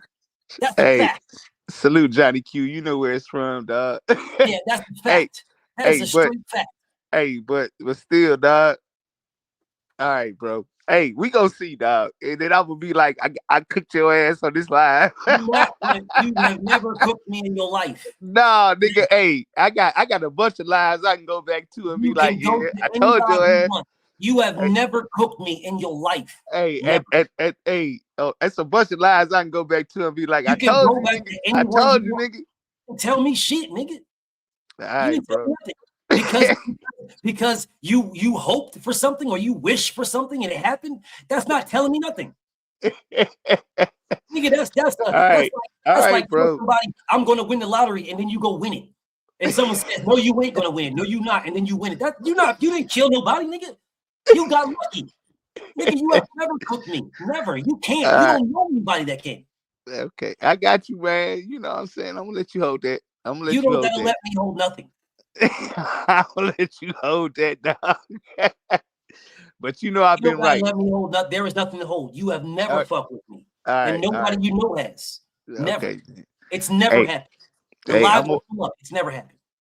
Hey, you want to keep cooking each other, or you want me to? You have never cooked me. I cooking you. That is the problem. I'm asking. You have never cooked me, bro. You have never cooked me. Listen, bro. I love you to life, homie. You can't fuck with me. Hey, man, you my nigga, dog. I love you life too, dog. Yeah, you can't fuck with me. I'm gonna let preaching. Y'all can pull up now. Yeah, man. Let the folks pull up, man. Y'all can talk to him because y'all not ready for what I present. So maybe my brother B Hayes will be able to get one on with Preach and A Broadway. So I'll let y'all cook. I'm gonna ask the same question. The same question, bro. Salute. But Salute. What's up, yeah, so I had y'all can all pull up. Everybody can pull up. I'm asking the same question. So with the Shakur. How is Shakur Stevenson claiming rehydration clause doesn't matter, but it does when it comes to Devin Haney? Now, before y'all answer that, let me talk to this nigga New York Rays. A nigga says, New York Rays, bro, why you screaming? Because your mother keeps her teeth in when she sucks my dick, nigga. That's why I'm screaming, pussy. Like, because your name is New York Rays. Well, I'm supposed to be scared? I've seen plenty of New York niggas get beat the fuck up, nigga. I'm scared of you for what? Oh, like you tough, nigga. Fuck you, nigga. If you think I'm not tough, nigga, I'm in Texas. New York Rays, nigga. Fuck you and where you was raised at, you bitch ass nigga. I don't give a fuck where you was raised. I wouldn't give a fuck who raised your master splinter ass nigga. I don't care. I don't give a fuck if you're Brooklyn raised, Queens raised, motherfucking Long Island raised. I don't give a fuck where you're raised at, pussy. I don't care. Wouldn't give a fuck if you're Detroit raised. Wouldn't care if you was fucking Harlem raised. I don't give a fuck where you at. Where you're raised don't mean nothing to me, dickhead. I don't care if you're Philly raised. You ain't shit to me. You are a troll page, pussy. That's what you are. You're a troll page. And if you think I'm not tough, I'm in Texas. I'm in Irving, Texas. I'm a Google away from finding me. I bet you won't do nothing like the rest of these whole ass niggas that have been challenging me for years. I bet you won't do nothing. I'll put bread that you won't do nothing. I'll put bread on that because I will remove your body from your spirit, nigga. Let's see. Anyways, my brothers, A Broadway, preach. Yeah. Somebody please tell me how Shakur Stevenson can put a rehydration clause on Devin, but not one on nobody else except for Conor Ben, who's a 160 pounder. Please tell me how he's not scared of Devin. Oh, he for sure scared. But no, I was going to say when B Hayes was saying earlier that it's a play for T.O., not for T.O., but for Shakur to beat T.O. and then call out Devin, but duck him again. Because if you think about it, if he beats T.O., he beats the lineal champion at 140. So he's trying to get control and say, oh, I beat this guy, I run this division. Now you have no choice but to make it 50-50 and come fight me at 140, which I can see them doing a catch weight, maybe 144, 145. It's not how that works. You cannot tell Devin, who is the A side to Shakur, to fight me at a catch weight. That'll be like Shakur Foster telling Tank Davis to fight me at a catch weight. That'd be like Monster Inouye telling Canelo Alvarez to fight me at a catchweight. Bro, you don't dictate nothing. You dictate nothing. Terrence fucking Crawford had to move all the way up to 168 to fight Canelo Alvarez. There was no rehydration clause. Terrence Crawford was more in his right to put a rehydration clause on Canelo Alvarez. Terrence Crawford never fought at 68 in his life. He went to 168 for one fight and fought the number one guy at 168 in one fight.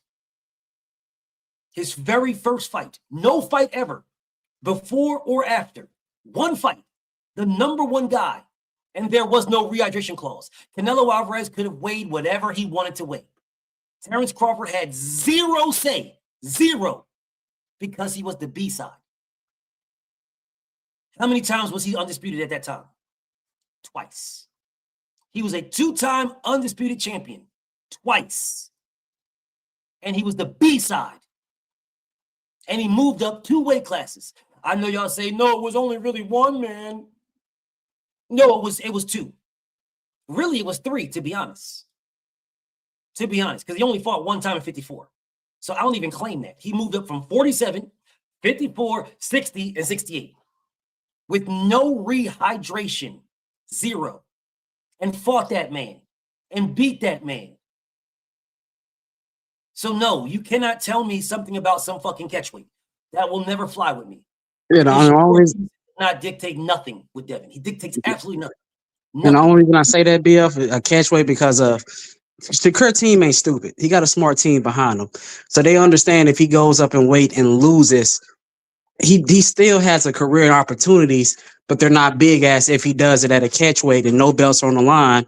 Not maybe the lineal belt, but other than that, it wouldn't be any belts on the line. That way, if he does lose or win, they can go back to 140 or go back to 147 and still be the best guy up there. That doesn't make any sense to me because Shakur Stevenson, his whole thing is about accolades. If you fight at a catch weight, what belt is on the line? You do not put the lineal status on the line at the catch weight at all. The lineal status is on the line at that weight class at all. The lineal status would be the number 1 versus the number 2. How are you fighting for a catch weight with the number 1 versus number 2? That doesn't make any sense. So Shakur and Tank at 135 are going to fight at a catch weight of what? 132? That doesn't make any sense. Well, not Tank because he's out of it, but it'll be Shakur and Raymond Mortala or Andy Cruz. They're going to fight at a catch weight for the lineal strap at 135. It makes no sense, brother. That is not how that works at all. Devin would not fight Shakur at a catch weight at all. For what reason? Do you guys understand something? That Devin has never asked for a catch weight or a rehydration clause ever. These are facts. He's never asked. Not one time. And no negotiation. He's never asked for rehydration and he's never asked for a catch weight. All he's ever asked is a fair, clean fighter to fight. That's all he ever asked. That's it. Never asked for anything else. So Devin, who's never asked for a rehydration clause, was supposed to fight Jaron Boots Ennis at a catch weight. He was supposed to move down to 135 to fight Tank. From 47 back to 35. He's supposed to fight Shakur Stevenson with a rehydration clause. Can someone please tell me what the fuck anybody need to do to fight Devin? Because for some strange reason, everybody is putting stipulations on Devin to fight anybody. Oh man, you can fight Boots, but fight him at 152, a weight class that nigga never fought at. Fight Boots at a weight class he never fought at, ever. Oh man, well, you want to fight Shakur Stevenson, you have to put a rehydration clause on yourself as the A side. Oh, you want to fight Tank? You have to move back down to 35 to fight Tank. But Tank can fight other fighters at 140, but you got to move all the way down to 35. So I'm going to ask this question again. Honest to God question. If Devin has to do everything to make any fight, he's got to put on weight. He got to drop weight. He got to drain himself. He's got to put a rehydration clause. He's got to do all these things to make all these fights. What does anybody else have to do? Serious question. What does anybody else got to do? I'll tell you. I'll give you the answer. Just agree to fight Devin. Just agree to fight Devin on a fair fight. That is all they have to do. That is it. Fight that man on a fair fight. You get tested. We both get tested. We're both clean fighters. You weigh the same thing that I weigh. We get on the scales, we weigh the same thing. Because it is equally fair for you to rehydrate however big you want to rehydrate, as it is for me to rehydrate whatever I want to rehydrate. Because we equally got on the scale and weighed the exact same thing. Rehydrating is not really going to help you if you rehydrate too much. It's going to slow you down. It's going to slow you down, bro. You have to have somebody who has mastered what you do, how your body works, in order for you to rehydrate properly. Because you can rehydrate too little or you can rehydrate too much. Either one is a deficit for you. Just putting on a whole bunch of weight after you weigh in does not fucking help you. It actually hinders you. Yes, it'll make you slower. It'll fuck with your stamina if you put on too much fucking weight. And you did it in overnight, 24 hours, bro. You add on all that weight. That shit is not healthy at all. But of course, you guys don't want to talk about any of that. You just say, oh, well, Devin's so big, man. Devin's so. But what about these guys? You tell me that Shakur Stevenson weighed exactly 126 when he was fighting at 26? Shakur never rehydrated? He did. Are you telling me Shakur weighed exactly 130 when he fought Valdez and Jamel Herring? He didn't. He weighed more because they all rehydrated. So what would be the weight? What would be the weight, BF, that you would like to see them fight at? 47. What's the problem? I would like to see him fight at 35. So you don't think that's too much for Shakur to go up? Shakur ducked it. Hold on. Let me put my kids down. Hold on. I say you don't think it's too much for Shakur to go up to 147 when he's never fought there before? No. He never fought at 140, but yet you see him there right now to fight Teo, correct? Yeah, but it's Teo. Teo lost to Cambosis, which Devin watched twice. So what? Styles make fights. That doesn't mean just because Cambosis beat him, then that means he's going to be in. That doesn't mean that. If that's the case, tell Vernon Forrest that, or Shane Mosley, or Mayorga. Tell them that. That is not how that works at all. Just because you beat somebody, Broadway, and that does not mean that person can beat somebody that you beat too. because that does not how that work. It doesn't work that way at all. Styles make fights, not fighters. Styles. I agree. Delano, you're fucking delusional, brother. You're fucking delusional. And you're a Devin Haney hater. I rock with you. You're delusional. You're delusional as fuck. The only fair fight for Devin is to go to 54 to fight Boots. That's the only fair fight. What the fuck you talking about, bro? So what's the only fair fight for Boots then? To go to 68 and fight Hamza Sherez? Is that the only fair fight? What the fuck you talking about? What is this man talking about, bro? What are you talking about, bro? The only fair fight to Devin then is Boots. If Devin not going to drop down to 40, what the fuck is you talking about? What is this nigga talking about, bro? So Devin Talking out the side of his neck. So Devin's got to drop down to 140 or move up to 47 for it to be the 54 for it to be a fair fight.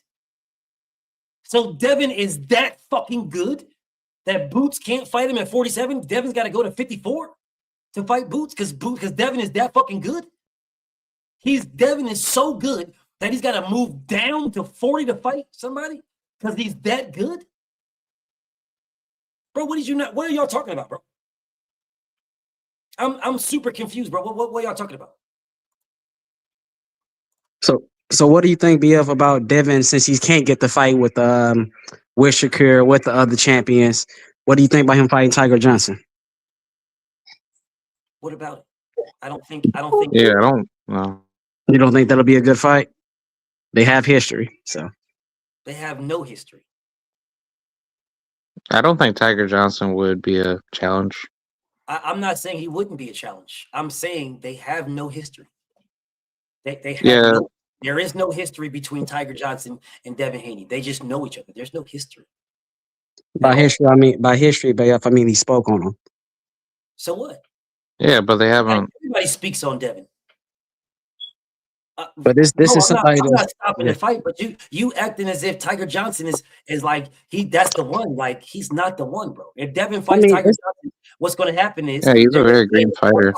Of course, he's fighting Tiger Johnson. Tiger Johnson hasn't done anything. Devin's ducking a real competition. That's what's going to happen. I'm not stopping it. If Devin and Tiger want to get it on, I'm not stopping it at all. I'm not stepping it away. Devin will wash him. And Tiger's not no bum now. He will walk. But you guys are talking about Tiger Johnson as if Tiger is like, what am I supposed to say? Like, oh man, Tiger Johnson, man, Devin's scared. What am I supposed to say, bro? If that fight gets made, let's get it popping. I ain't got no problem with it. Tiger Johnson is ranked like what, 9? Yeah, he's a top 10. Y'all are telling me that he should fight the number 9 ranked guy while he should not fight the number 3 because Pacquiao's number 3. So how the fuck is Tiger Johnson better than Pacquiao? He's not. But I mean, who's calling his name besides him, BF? I will. Let's try this one more time. Manny Pac-Man Pacquiao is the fight that Devin should be fighting if he cannot get the unification. Manny Pac-Man Pacquiao, the number 3 guy, that's who Devin should be fighting. If he cannot get that, then he should be fighting Jack Catterall, who is the number 1 guy. That's who he should be fighting. If he cannot get that, Tiger Johnson is in line, but he is not next. It is unification. If he can't get unification, it's Pacquiao. If he can't get Pacquiao, it is Jack Catterall. There's your order. Jack Catterall is his number 1. Manny Pacquiao is Manny Pacquiao. Jack Catterall has been calling for Devin, my brother A. Broadway. That's a factual statement. He absolutely has. Literally just did it a couple days ago. Devin, are we fighting or what? He's the number 1. That was a couple days ago. So yes, the number 1 is calling for him. Tiger Johnson is like, I think he's like 9 or 7 or 8 or some shit like that. I'm pretty sure he's in the top 10. But there is people above him, bro. How does he jump the line over motherfuckers that are above him? How does that work? Because he said something about Devin? So what? So Yadir Herrera said something about Shakur. I don't remember Shakur fighting him. I don't remember it. Josh Padley was ranked behind Yadir Herrera. Shakur didn't fight Yadir. I'm confused. I was gonna say, I think Tiger, he should fight Brian Norman next. I think that's a great fight, but I don't have a problem with Tiger and Devin fighting. I have no problem. None. I just want to see Devin back in the ring, period. So whoever signed the contract, that's the main thing. Like, stay busy, don't put your career on the hold because everybody ducking you. Sure, I'm with it, but then he could just fight Jack Catterall if that's the case. But I feel like Devin's getting Jack with Eddie? What you say, A Broadway? What you say? Is Jack with Eddie? I believe that Jack Catterall is like with Frank Warren. I could be mistaken, but I think he's with Frank Warren. I know he's trained by Boots' team. I know he's trained by them. I know you want my attention, bro. Let me help you guys out. So that would be even better if he's trained by Boots' team to get in the ring because that'd be perfect. That'll make sense. That makes sense. I mean, I'm not familiar with Jack Catterall, bro. You got to think, BF. I don't pay attention to a lot of these 147. I'm 147. I don't pay attention to a lot of them, only the top guys. And Jack Catterall has never came across my radar, ever. I mean, I'm with you, bro. I ain't got no. I mean, he beat the shit out of Josh Taylor in the first fight and got robbed. Yeah. And he beat Regis. Should have been undisputed. He beat Regis. He just beat Regis. And he beat Zepeda, and he beat a couple of motherfuckers. Yeah, he's definitely a world championship fighter. It's just didn't Regis break his ankle in that fight? Oh yeah, I think he did. Yeah. Yeah, so he fought a hurt Regis? No, he was beating Regis up, man. I seen that fight. Yeah. Regis said he's better. Regis was washed in that fight. He was beating Regis up. But Catterall is not that fast-handed to me. Catterall, I don't think he's a bad fighter. Good now. I'm not saying he's not a good fighter. He ain't I don't think he A-level to me. I mean, no, I don't think so either, but he's still a good fighter. He awkward. He was strong. He awkward. Though. Say that again, Tony. I said he a strong B+. Yeah, he a good fighter. I don't give him that. He a damn good fighter. I think he's like C+. We give I don't think he know A-level. That's all I was saying. He's B-level. Here's how I look at Jack Catterall. Here's how I look at Jack Catterall, right? Jack Catterall, to me, suffers from the Triple G effect. And what I mean by that is Triple G, in my opinion, is not a Hall of Famer. I don't care who argues with me. In the landscape of today's era where everybody's moving up in weight, you was a one weight class fighter and you really didn't even conquer your own division. Now, if Triple G would have beat Canelo like he should have in the first fight and not been robbed with the draw, he'd be a Hall of Famer. But because of that, I can't put him there, even though I know Triple G beat Canelo. Same thing with Jack Catterall. Jack Catterall would have become undisputed. There'd be no question that he's at least a B+ fighter, in my opinion. But because he was robbed, and then he did lose to Barboza more recently, that's where he loses points. But had he got the win that he deserved and touted the goal that he should have had, then it is what it is. But at the same time, Jack Catterall was kind of backdoored and ring rusted too, waiting for fucking Josh to stop being scared and, in my opinion, faking injuries to fight. So he was shelved for like a year and a half.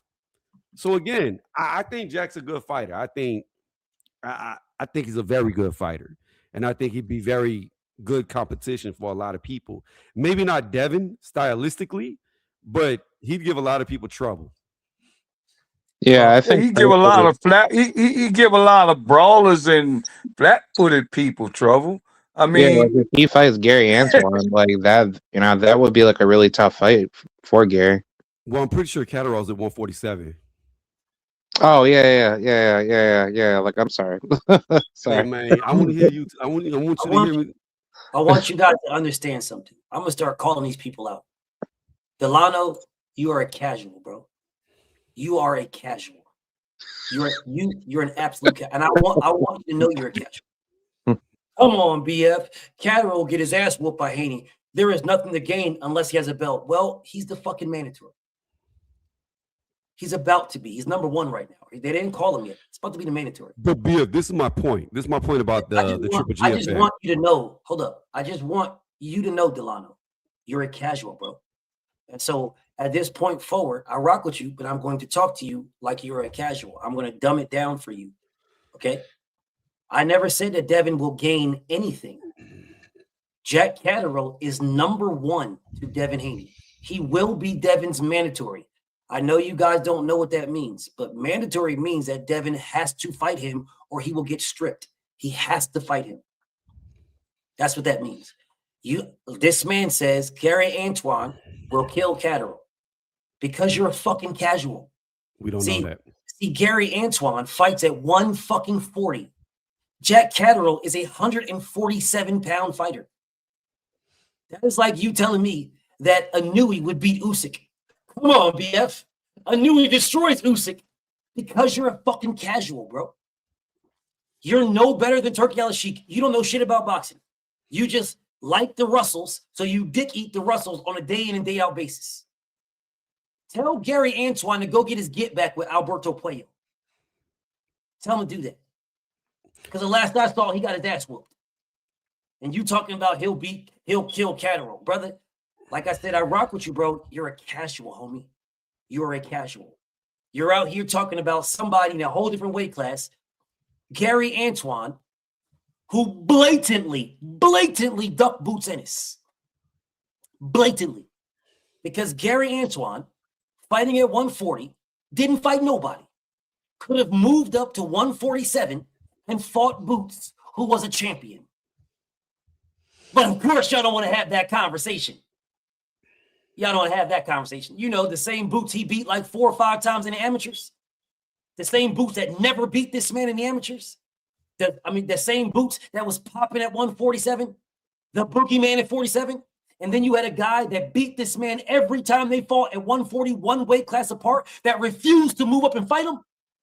Refused and could have and didn't do shit. Don't worry, we'll have this conversation. We're not going to have it today, though. That nigga blatantly ducked Boots. Blatantly ducked that man. He used that man's name. Niggas didn't even know he beat Boots in the amateurs until he said it. And then niggas went and did their research to find out, oh, yeah, that's right, he did beat him. Well, if you beat him in the amateurs, why the fuck ain't you in 47? Why are you stuck at 40? You're Regis Poirgrade 2.0, Delano. Regis Poirgrade 2.0. Why is this nigga not at 47? But you gonna talk about Devin Haney's name. Oh, man, Devin Haney this and Devin Haney that. Why you ain't at 47 for getting that Devin Haney worked in? Hell, you're the WBA champion. Move your punk ass up and fight Rolly Romero. Then you can unify with Devin. But I guess that's too much to ask. Brother, I rock with you, Delano. I do. You're a casual, homie. Respectfully, I want you to know that. You are a casual. But I rock with you, but you're a casual. You are a straight up casual. So would you think it would be best BS for Devin just to wait for the Ryan and Barrios fight to be over and then call out one of them? Would I wait for what? Would you expect? I'm ignoring you, Delano, because the link is pinned. So I'm going to go ahead and fucking ignore you because you're a casual. The link is pinned. If you can talk to me, don't tell me you're in the motherfucking mountains, brother, because you have been doing nothing but typing a whole bunch of Gary Russell dick eating shit. So you ain't gotta. Don't tell me you're in the mountains and I ain't trying to hear none of that. The link is right there. So what I'm going to do now to my brother is I'm going to ignore you because if you want to talk to me, the link is there. Anyways, what you say, Broadway? No, so I said, do you want Dev to wait after the Mario and Ryan Garcia fight to call out one of them, whoever wins? Why would he have to wait? He called them both out already. I know, but I'm saying like once they win, now they have no obligations. It's nothing stopping y'all from having that conversation. But we want to sit down. They had no obligations before that. Yeah, but if Ryan gets a belt, it's more on the line now. Ryan and if Mario wins, he beat the guy that that did what he did. Bro, Oscar said the fight's not happening. Man, fuck Oscar. Oscar can't control that shit. He gonna yes, Ryan gonna. Yes, he does. So you don't think Ryan will leave Oscar? Where's he going? He can go anywhere. No, he can't. That nigga's No, he locked in. can't. I don't He's think he locked in, can. bro. No, you can't do that He's locked in, bro. Why not? Locked Why in. he can't go anywhere? because no other Because ain't promotion no. will overtake him. So you think Eddie Hearn will That's take what Ryan I was Garcia? about to say. No, Why indeed, would not. why would any okay, like why would any promoter Where is want to take where is I where think bro, Matchroom bro, would. I think Matchroom would. then I why disagree is with he that. where he's at now? Boy, it doesn't Huh? even matter. Then why is he at wait, where he's wait. at now? He's It doesn't at even where he's matter. at now because you Hey, know Bradley, this. You know this, hold on, BF. You know how this goes. No, Like, hold on, How y'all. does it go? This How does it doesn't go? matter. It's irrelevant. Every other promotional company in all of boxing could want him, but he's contractually locked down, so he That's ain't what I'm going trying to nowhere that's for what a I'm trying to tell while. you. So it ain't even worth Oh, talking okay, yeah. about. I mean, I So don't know his he's stuck. contract. Obviously, Virgil's trying to get out of his, so I'm thinking Ryan can do the same thing. He's already had beef with Oscar, so it wouldn't be hard to take him to court and get away from that shit. If he really Yes, wanted Well, to why fight the would fights he he want wants, to do that? yes, it Why would. would he want to why do would he that? want to stick? Why would he want to stick with Oscar? Well, why is What Because he what would he Oscar gain? Oscar is paying for him to be top notch and getting spots with all the top? commissioners and all that. Cause the boy ain't never won a belt. And he's sitting at the top of the game. Come on, man. Yeah, I Yeah, feel the same way. He ain't never win a belt, but I'm saying like, I get why Oscar he signed with paying. Oscar because they resemble each other a Oscar lot. paying and yeah, promoting him. yeah. Oscar Oscar paying paying. to promote. Yeah, He's paying them, but at the end of the day, if Ryan wants to fight the fights he want to fight, and Oscar don't want to do that, as a fighter, you got to make a decision, bro. It ain't about I'm signed. He can go Okay. sign with any other company. His name is big enough. It's His brand hard is to big have a enough. contract. And It's he hard. won't make the money that he's yeah. making with He's Oscar. probably not gonna max up. Hold up. You just said about repeat what you said again because it got caught over, but it was something that I want to make No, sure they you get. resemble. I said they resemble each other. Him and Oscar. You said something else. Uh, Oh, gotta Ryan go could back. do promotions. What was it? You was talking. You see. This is why we can't all talk at the same time because Okay. you said something. You said something that What was it? it was relevant. It was relevant. You said something that was relevant. You was talking about. Say he can go to. Go He ahead. was saying that he can go to any promoter he wants. That fighters gotta start understanding that. Somewhere along those lines, you were talking about that What fighters and promoters what he- relationship. what he said, what A. Broadway said. A. Broadway said that if Oscar is holding him back from fights he wants to fight, then Ryan can leave Oscar to get the fights he wants. Correct. I did say that. Correct. What I'm telling you is, if Oscar was holding him back, he would have left. Oscar is That's a good not. point. That's a good point. Oscar is not holding him back. Oscar is a buffer for him to say he wants fights and then not get them. That's why he is staying where he's at, because he does not want those fights. There is nothing stopping him from fighting Devin. He could have fought Devin in April. Turkey Al-Sheikh paid them the bread to fight in April. Oscar said that we want Ryan to get a tune-up before he fights Devin. So they said, okay. They signed a contract, which they both did. Win or lose. They were both supposed to fight each other in October. Win or lose. It didn't matter. And they had a contract signed for a trilogy in February with Turkey. They had 3 fights locked in.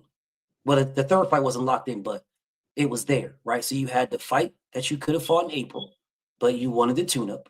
You had the fight that was all that y'all signed on, and everybody kept talking about it. The whole damn promotion. The next fight was Ryan and Devin. That was the next fight.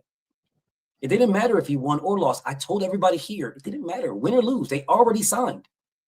Turkey don't give a fuck about wins and losses. He cares about the fights he wants to see.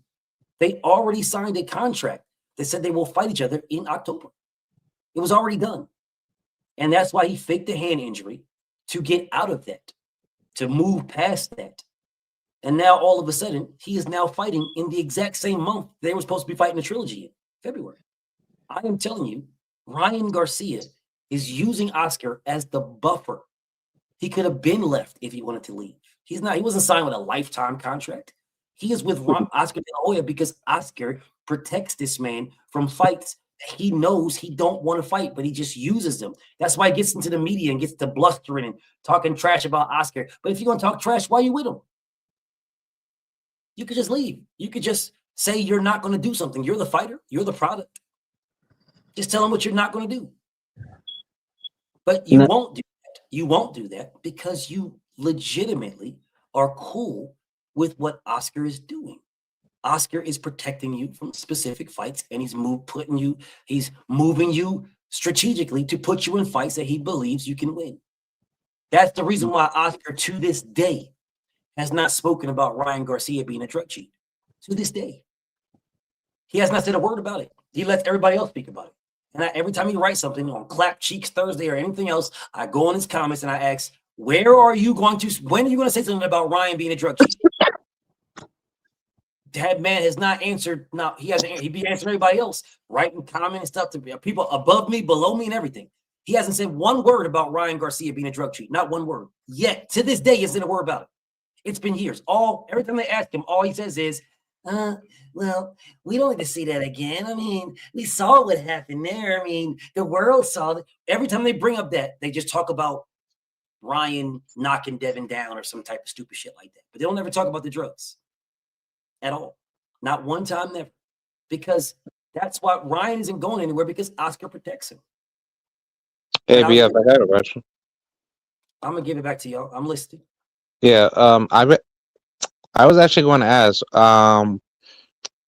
so basically, did Ryan Garcia try to get out of the rematch with Devin contractually, so therefore he doesn't have to fight Devin in the rematch? And if so, could it have been possible if Devin had pressed legal action, again, to try to get that rematch in?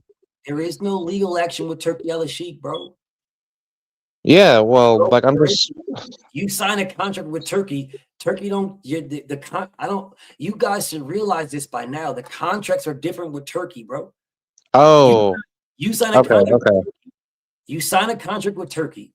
He pays you straight up. Yeah. Yep. As soon as you sign that contract, he pays you. If you don't fulfill it, you got to give him the money back. He's not going to sue you or not. No, just give him his money back. Oh, okay. I know this for an absolute fact, 100% fact. And it's not about Devin Haney. I'm telling you this. You signed to fight. If you was to sign to fight Broadway today on a Turkey contract, right? They don't wait for the fight to happen. You signed today for $5 million. He signed for $5 million or $10 million or whatever. Turkey will wire that bread to you that day. It's your money. Now you pay your management team, you pay your promoter, you pay your fucking training and strength and conditioning, you pay your chefs and your sparrings. You do that. That's on you. That don't got shit to do with Turkey. Here's your bread. You said this is what you wanted for this fight. Here's your money. That's on you to pay. Yeah. Now, if you don't fucking fight now give me my money back. All of it. That is the downfall of fighting with Turkey. There is the benefits is you get your bread. The downfall is, nigga, you gotta fight now. Because if you don't fight, give me my fucking money. Who the fuck is gonna sell Turkey no? That nigga will be on the phone with Donald Trump. He'll be on the phone with the Crown Prince. The Crown Prince will call Donald Trump. And Donald Trump will have fucking Pam Bondi all talking about, you know what? We're gonna do an audit on Shakur Stevenson. We're gonna do an investigation.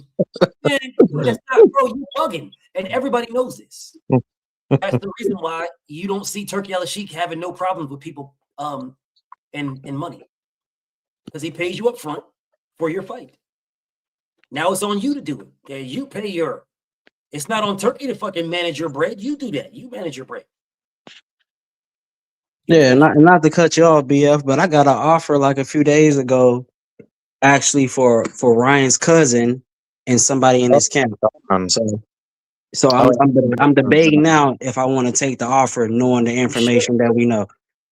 You should take it and beat his ass, but and then again, I don't know if that motherfucker gonna be on VADA testing. That motherfucker gonna be dirty as a bitch, but Yeah, they in camp. They've been in camp for the past, I'm gonna say 3 months, BF. Past 3 months. So they've yeah. been in drugs. They've been in drugs for the past 3 months too. Then.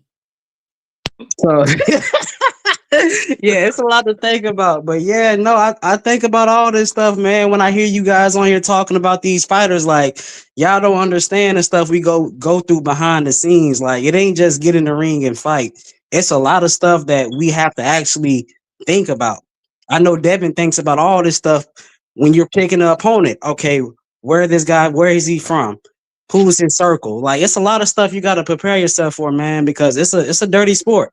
And I see why BF he goes hard for who he goes hard for, because you're not gonna get that for a lot of people. You're not. I mean, it's if you don't put reality on the forefront, then people will put bullshit in its place. So something's going to be there, either the truth and reality or a bunch of bullshit. So, I mean, you just take your pick on what you want in front of your face. Yeah, I choose to put reality in front of your face. Yeah, because a lot of the ducking be because of suspicion, man. You got to think, like, I would say 85% of fighters are using. Just knowing what I know, 85% of fighters are using. Sure. So you have to, when you're going through your list of what who you want to fight, you got to really think like, okay, I need to know, is this going to be a fair fight? Because for one, this sport is not a fair sport at all. At all. So if Devin wants to fight T.O., would you think it would be on the even playing field? And Shakur? No. But exactly. I think if Devin fought them, Devin would be fair, but I don't think they would. But who knows? Who knows? Well, let me get back to the topic at hand, though, because I want to ask Tony what he thinks about this. With Shakur Stevenson talking about a rehydration clause for Devin, but nothing for anybody. Let me ask you a different question, Tony. Why did Shakur Stevenson want a rehydration clause for Devin when it's one weight class up, but he didn't want a rehydration clause for Loma when he was moving up to 135? So I'm going to answer this the best I can. So here's the deal. First and foremost, I want to say this disclaimer. I don't ever believe in rehydration clauses. If you make the weight, you make the weight. Whenever somebody puts a rehydration clause on you, they're trying to hurt the bigger person, because it always hurts the bigger person when you can't rehydrate back up to what you're used to.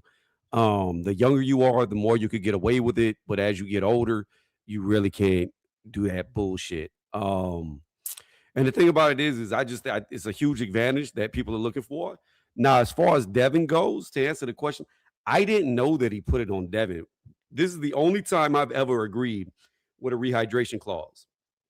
I remember whenever Shakur was going back and forth with Conor Ben, he said in a tweet or something that he put Conor Ben on a rehydration clause like he did to Chris Eubank Jr., which at that point in time I agree with, because the only reason why he beat Eubank is because he killed him 3 times on the scale, because people forget about the first time that he made weight when the fight got called off.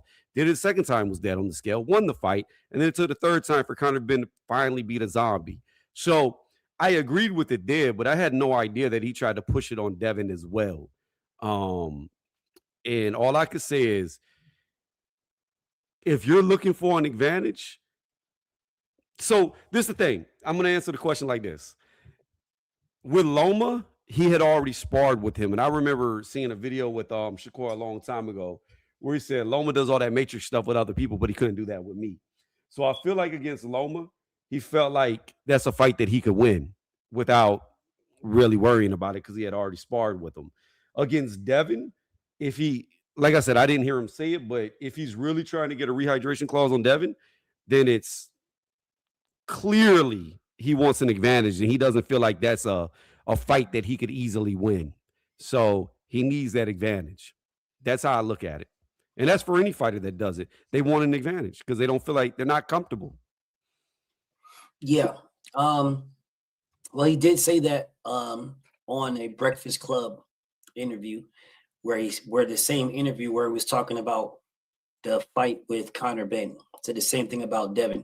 And then he doubled down on another time said the same thing, where they asked him about fighting Devin, and he said he'll fight him at 140. And they said, what about 147? He talk about he 135-pound fighter, and if he fights him, put a rehydration UFC ain't 135 pounds. Let me stop you real fast. I don't mean to cut you off your panel, but I want to say this. Look.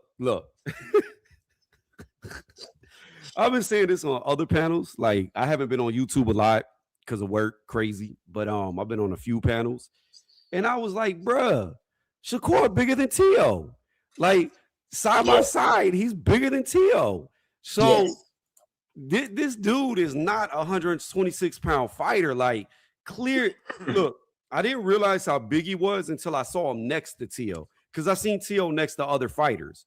And, BoxRec was all off because they said T.O. was taller than Shakur. That's not true. We saw Shakur's taller. But when we talk about, I don't care about height. I talk about body mass. The dude's just a bigger dude. And T.O.'s not a little guy for the little weight class he's in. T.O. probably walks around 155, 160. So that means Shakur's probably around like 160, 165. I guarantee it. And when you look at it, that's probably right around where Devin is in size. So they're probably equal, but it's just weird how certain people say this dude is big for the division, but they don't say these other dudes are big for the division. It's just like, yeah, he's bigger than him. Another thing too is just like Crawford. I thought Crawford was way smaller than Canelo. Then they got in the ring with each other, and he was bigger than Canelo in the ring. So again, I don't know why certain people target certain fighters and not other fighters, but it's as clear as day that Shakur is bigger than T.O. and T.O.'s at 140 and been there for a while. Well, people want to make sure that they give some type of excuse, and it's giving me Tank Davis fans. That's what it's giving me, right? I'm sitting here trying to understand and recollect why y'all want to make it so. Y'all want to make it such a thing that this dude is small. Why are you making it a thing?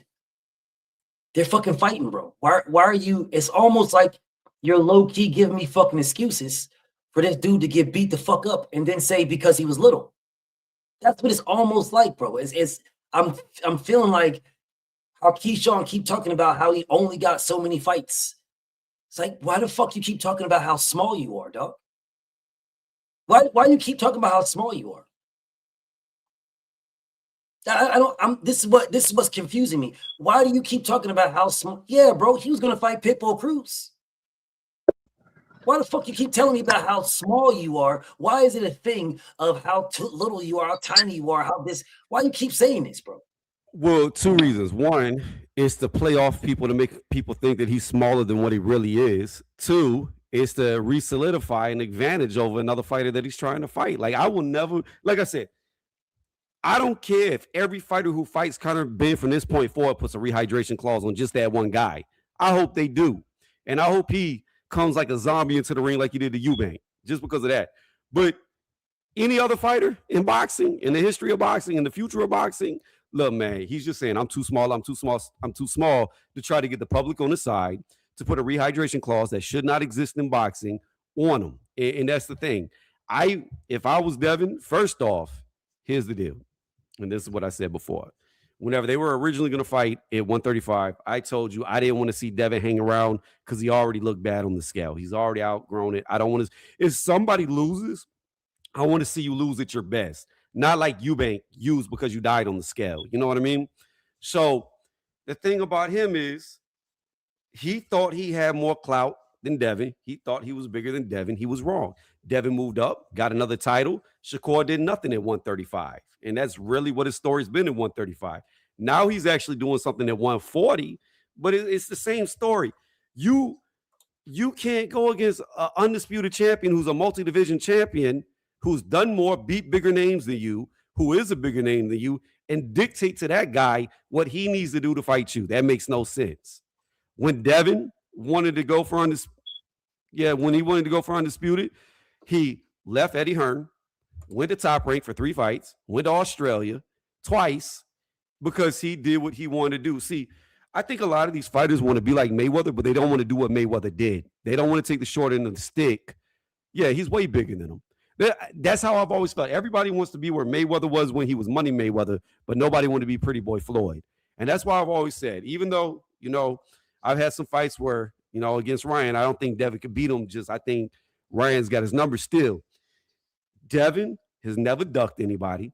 Devin takes on the best of opposition, and that's what you want from a champion. And he's also take the shorter end of the stick to solidify his greatness. So, I mean, it is what it is. You have other people. Shakur obviously wants advantages, and it's crazy because for a dude who's supposed to be one of the best skilled fighters in all of boxing to need advantages is just insane to me. Hey, could I chime in on that? You don't have to ask, bro. You could just. Oh, okay. I mean, yeah, sorry, like I just have that type of personality in me. I actually wanted to add on to your point, Tony. I used to wrestle back in high school, and I think personally, when it comes to like that type of physique, like I think it takes like a certain type of mindset to actually like be at that level when you're having to cut all that weight and trying to basically rehydrate to that particular size. And I think rehydration cause a particular factor where if fighters are having to cut a lot of resources out of like their physicality just to be a lot more weaker coming into like a fight, that doesn't really give the best version of that fighter to compete at the highest level. Even though that if fighter A is to be the A side over fighter B that is to be the B side, the rehydration clause is to be designed to hold back that other fighter to try to get that weight advantage over the other fighter to be bigger and stronger. Because if fighter A has the advantage to be fighting in their natural weight class compared to fighter B, that just gives one fighter to be better just simply because the rehydration clause cuts down all that unnecessary weight to give more disadvantages going into bigger fights. Well, I'll give you a prime example, right?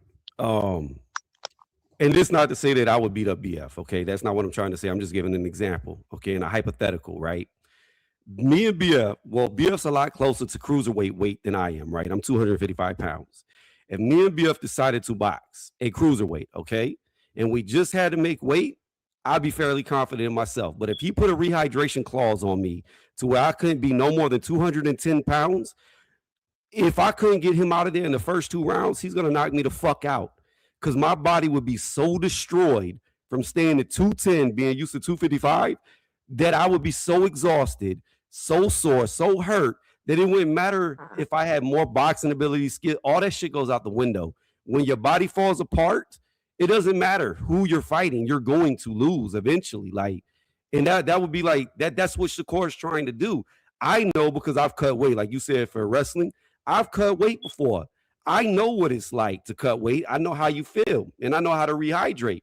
But if you were to take away that rehydration, bruh, you better not be doing more than 3 rounds. Because if you are, it's only a matter of time before the other person gets you. And that's just the reality. Like, you break down. Like, rehydration clauses are bullshit. They should not exist. They should be illegal. And I don't even like that the IBF puts it on their fighters.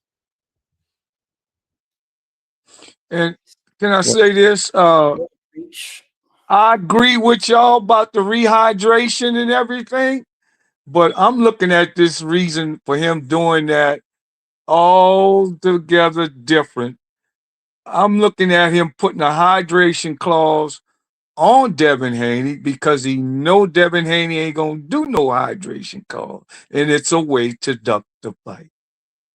Bottom line. I don't know about that. I don't know about that, Preacher, because like Devin has got the heart of a champion. If anybody was going to do it, Devin would do it.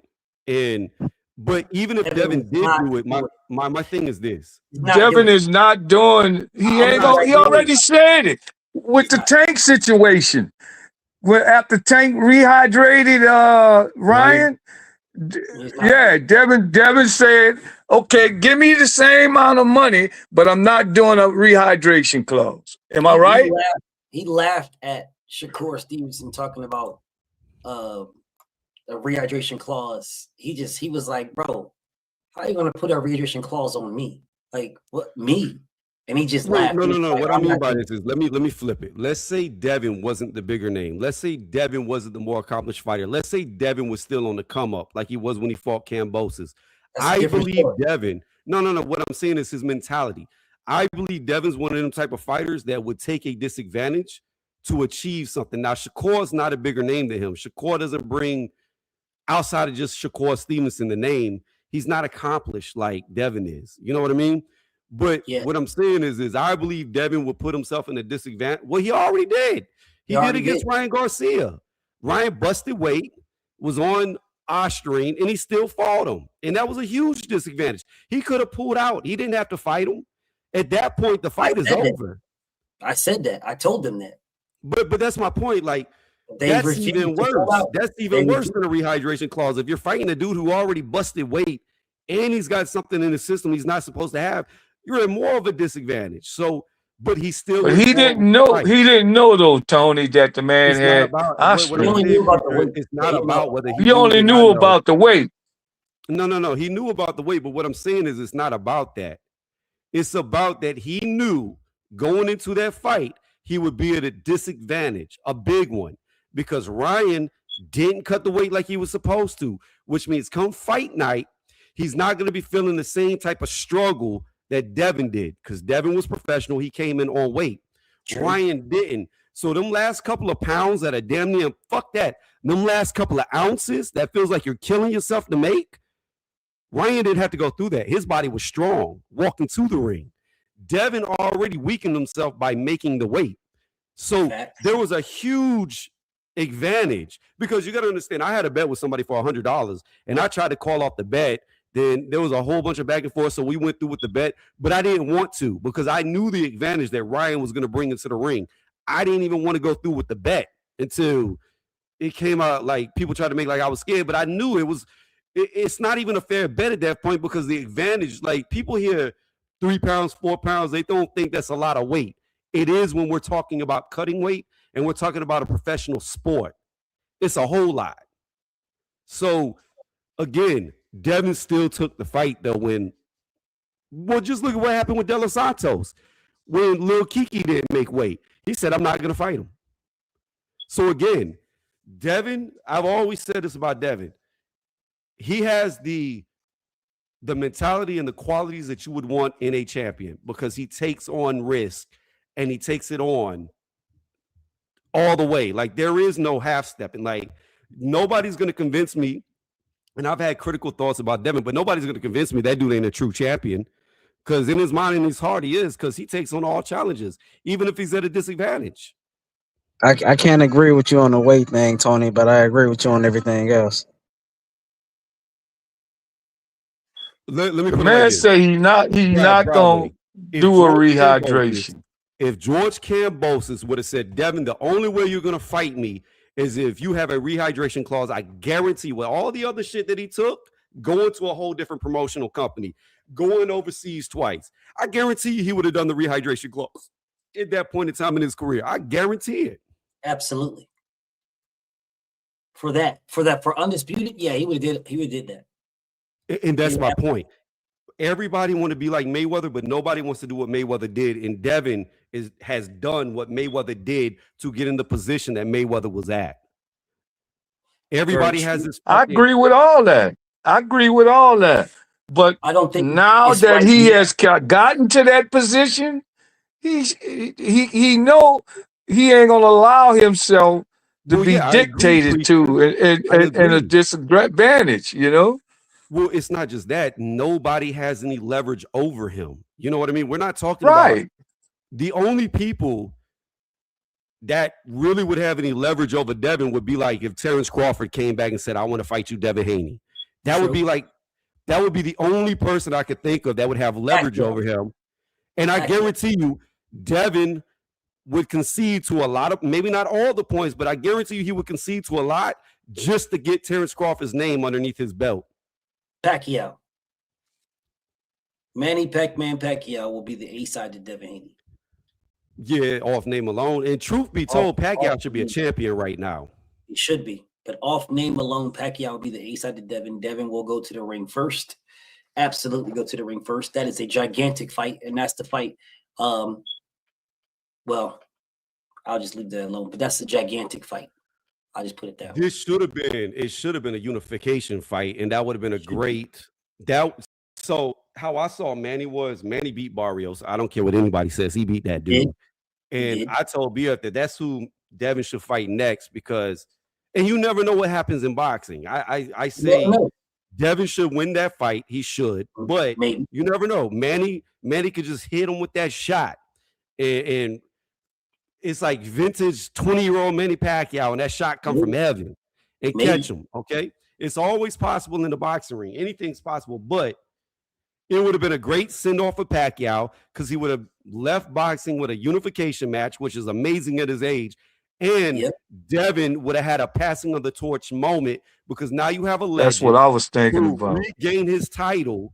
Not only did he regain his title, he solidified himself as the GOAT, the legend that he is. And then Devin, being the young up-and-comer, defeats the Lion and moves on to carry on the mantle. It would have been perfect played out for Devin, but boxing, and the business is the business, and sometimes it's bullshit. And not to cut you off, not to cut you off, 20, but do you think Manny Pacquiao will agree to VADA testing? Yeah. He don't have a choice. He don't have a choice. Because we seen this same play with Floyd. We seen the same play with Floyd, which is why. Understand something. Yes. Floyd, you guys got to remember, Floyd Mayweather wanted USADA. Manny wanted VADA. And then you got to understand something too. I agree. I think Manny was the reason why the Floyd fight never happened early. I mean, BF could tell you from way back. I always said Floyd will beat Manny at any point in time in his career. Like, I never thought Manny stood a chance against Floyd. I thought, I don't care what version of Manny comes to that ring. It looks the same. But here's the thing. Manny said a long time ago in his career, I think it was against who did he fight? He lost in one of the rematch. Was it Barrera? Marquez? No, Marquez. Huh? I think it was Barrera. Because what they did was what Floyd wanted to do was he wanted blood testing right before the fight. I believe he did that against Barrera. And Manny said after the fight that he felt dizzy, and that's the only reason why he lost. And that's what Floyd wanted him to do the first time. So Manny turned it down. Now, you could take that as Manny's cheating, Manny's doing this, but here's one thing that people forget. Manny was one of the most tested fighters during the time that he fought and never failed a drug test while being one of the most tested. But I believe it was Barrera in the first fight that they had same night testing with. I'd have to look on his box reg. It was one of them. Only one I remember beating Manny was Marquez. Because I don't think Barrera beat him. No. Marquez was like way later. That was like the fourth fight. It might have been Eric Morales. It was Morales. That's it. Yeah, Morales. Now I believe Morales beat him. Yeah, it was Morales' fight. It was the first Morales fight that he fought. He lost.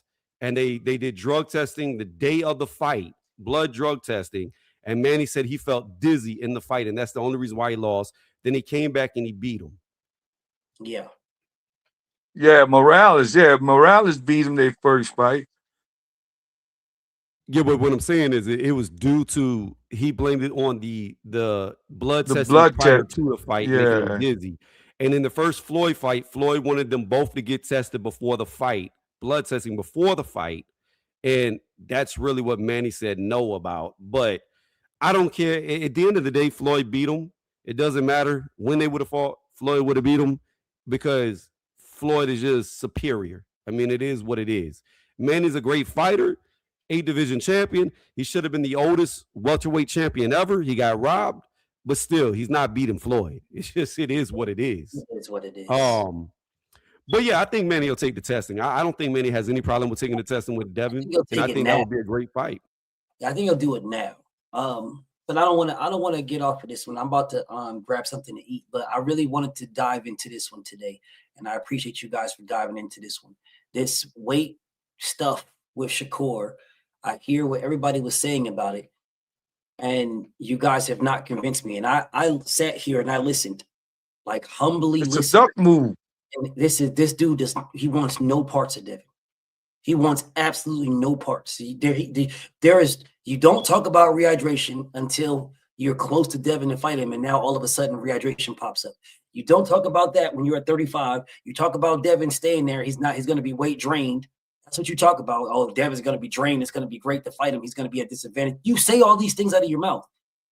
Then you say you want to fight him at 140. You'll go to 140 to fight Devin. He's at 140. You don't do it. You wait till he leaves 140, and then you go to 140.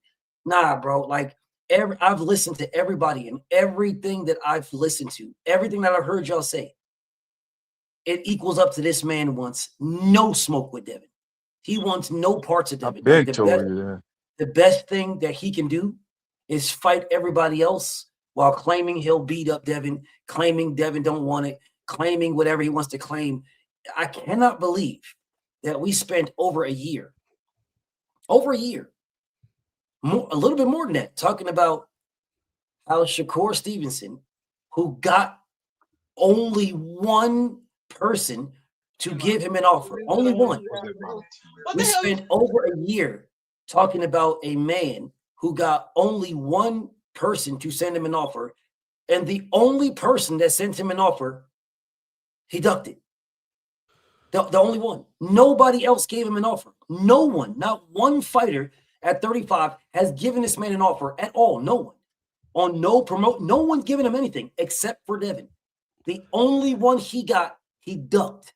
And somehow this fan base has maneuvered this to make it Devin's fault for giving him an offer. It has somehow ended up Devin's fault when Devin is the only one that gave him an offer and then gave him 2 flat fees and a percentage. Gave him 3 offers, and he turned down all 3 because he wanted 50-50. And the logic behind it is that Shakur said this was his biggest fight. Who gives a fuck if it's your biggest fight? Because you say this is your biggest fight, then you're demanding the undisputed champion to give you 50-50? This is the most diabolical thing I've ever heard in my life. And nothing you guys have said to me, nothing you guys have done, no move, no nothing can tell me y'all have not said anything to me on why this dude is not scared. He is scared of Devin Haney, bro. He is scared of him. You guys y'all have not given me anything. I don't think he's scared. Well, yeah, okay. Well, if you don't think he's scared, well, what did he do to make you think he's not scared? No one has answered this. I have given you guys a whole line of things. Because I believe he's scared. That's why I ain't answering. I'm about to hop off, but I'll say this. I wouldn't per se say that Shakur, I wouldn't agree that he's ducked Devin, but here's the thing. You got to understand. I do agree with you about the scared part. I agree with you about the scared part. And this is how what did he not duck undisputed? How did he not duck? Because there is no fighter. That's what's diabolical, man. Hold on a second. How did he not duck if there is no fighter? I'm going to tell you. I'm going to tell you. That has ever existed in the entire sport of boxing who fought for undisputed and got more than 25%. You cannot I hear you. I don't disagree with that, but here's what I'll say to that, right? And like I said, I got to go because I got to hit the gym. But the thing with 135 is Shakur thought he was bigger than what he was. Devin gave him an offer, and then, like you said, he countered with another offer, and it was pretty much a take it or leave it, or I'm leaving. Shakur thought he was bigger than Devin, and he petitioned the WBC to make the fight. Devin left because he was not going to give him more than what he already told him he was going to give him. So to me, he wasn't ducking him because he petitioned to get the fight. However, with that being said, that's not true. What I will say, though, what I was saying is I do believe that Shakur is scared that he will lose to Devin because here's the thing. He tried to get a big payday. Most of the time when fighters try to get their biggest payday is when they're scared that they're going to lose, so they're trying to cash out like Brian Norman Jr. against Boots Ennis. Sure. Number two, you, but your statement solidify. I know. I'm going on my little talk point. Then I'm gonna hop off because I got to hit this gym. But the second point is that re-solidifies that he's scared that he's going to lose to Devin is the fact that he said, "Oh, I'll fight you now, but I need a rehydration clause." Well, if you need a rehydration clause, you need an advantage in the ring. If you need an advantage in the ring, that means you feel like you can't win without that advantage, which comes back full circle to you're scared you're going to lose. So I do agree there. He ducked Devin Haney. 100%. Hold it down, man. Scared of that man. I'll listen on the way to the gym. Go ahead and go to the gym, but I'm still going to retort with this, what you said, though. But go ahead and hit the gym up. He said that Shakur petitioned the WBC. What he left out is that Devin offered this man a fight for undisputed before he fought Lomachenko. That is something that y'all have no way around this.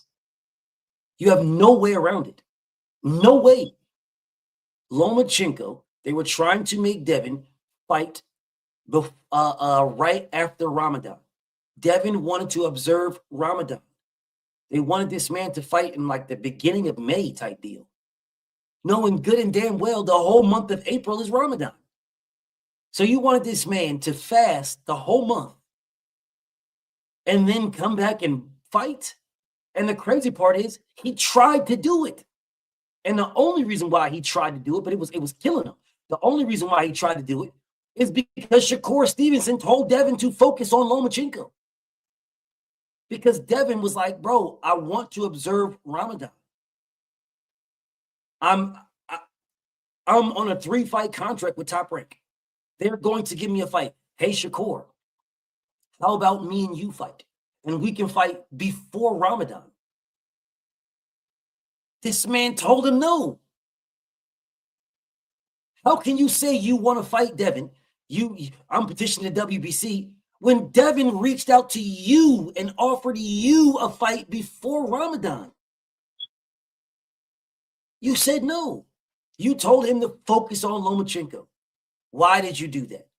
Because you wanted Lomachenko to beat Devin so that you can then fight Lomachenko. You can kill 2 birds with 1 stone. You don't have to fight Devin no more because Loma beat Devin. You can then fight Lomachenko, a guy you sparred endless amount of times, and you believe you can beat him, right? So now you beat Lomachenko. You don't never have to fight Devin ever again, and you're undisputed. You kill 2 birds with 1 stone. 3, you fight Lomachenko. You don't got to fight Devin, and you become undisputed. You kill 3 birds with 1 stone. That is the reason why he turned Devin down before Ramadan. And that is the thing that absolutely nobody can explain to me why he did that. Why did you do that? The Top Rank wanted Devin and Lomachenko. That's cool. Devin wanted to fight before Ramadan. Shakur Stevenson is a Top Rank fighter. As a Top Rank fighter, bro, it's up to you. Devin is giving you the green light, bro. What's up, bro? I'm gonna scrap with you before Ramadan so I can observe Ramadan. So let me explain to you guys how this would have worked if Shakur would have accepted. They would have fought in like March-ish time frame, right? Devin beat Shakur, March-ish time frame.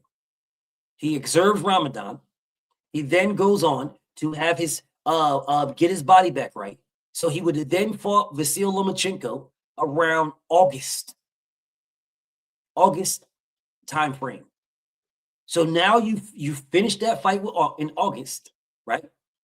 You then get your next fight with Regis set where you fight in January.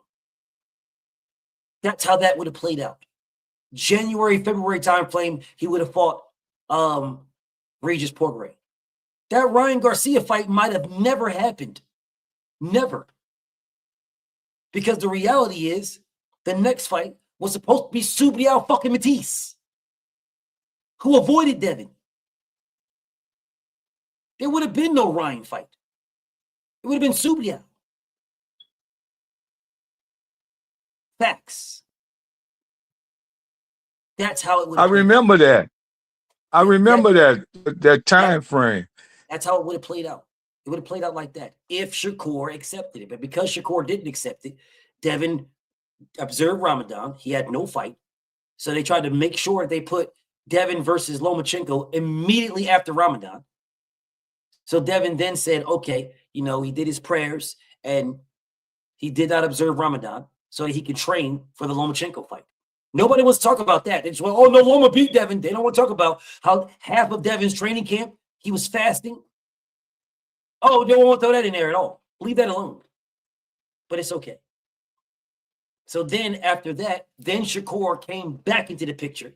knowing, y'all, that Devin was not trying to be there. He was not trying to be there. Devin Haney was legitimately he was going to fulfill his obligation with Top Rank. He was going to fulfill it, and then he was moving up. It's only because Shakur and Tank started talking trash is why Devin said, okay, well, now I'm going to stay here for the end till the rest of the year. He was leaving. He was leaving, y'all. He was leaving. He was going to 40. He was gone. He was leaving. He put his plans. I don't know why you guys keep moving these goalposts. Oh, man, nah, because they get... No, his plan, he had already set him in motion. He was already going. That fight with Regis was already solidified. It was already locked in. He was leaving. He put his plans on hold against what people said.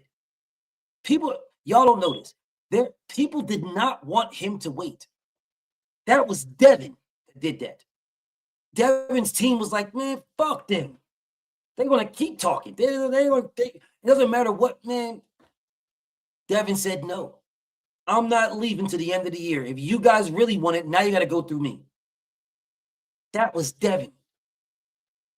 Straight up. Because he was gone, y'all. He was going to fight Regis. That was the done deal. Right? Not as far as signed and everything, but it was a done as far, and I know this for a fact. I know it for an absolute fact. An absolute fact, because I've seen this. I've seen the stuff, bro. He was going to fight Regis. I mean, gosh, I got to go back through these receipts. No, I believe you, brother. I remember the time frame. Let me tell you what. Let me tell you right quick, Priest. I'm going to let you cook. So, Devin beat George Kambosos. He had those 2 fights with George Kambosos with Top Rank. He had one more fight. He had one fight, right?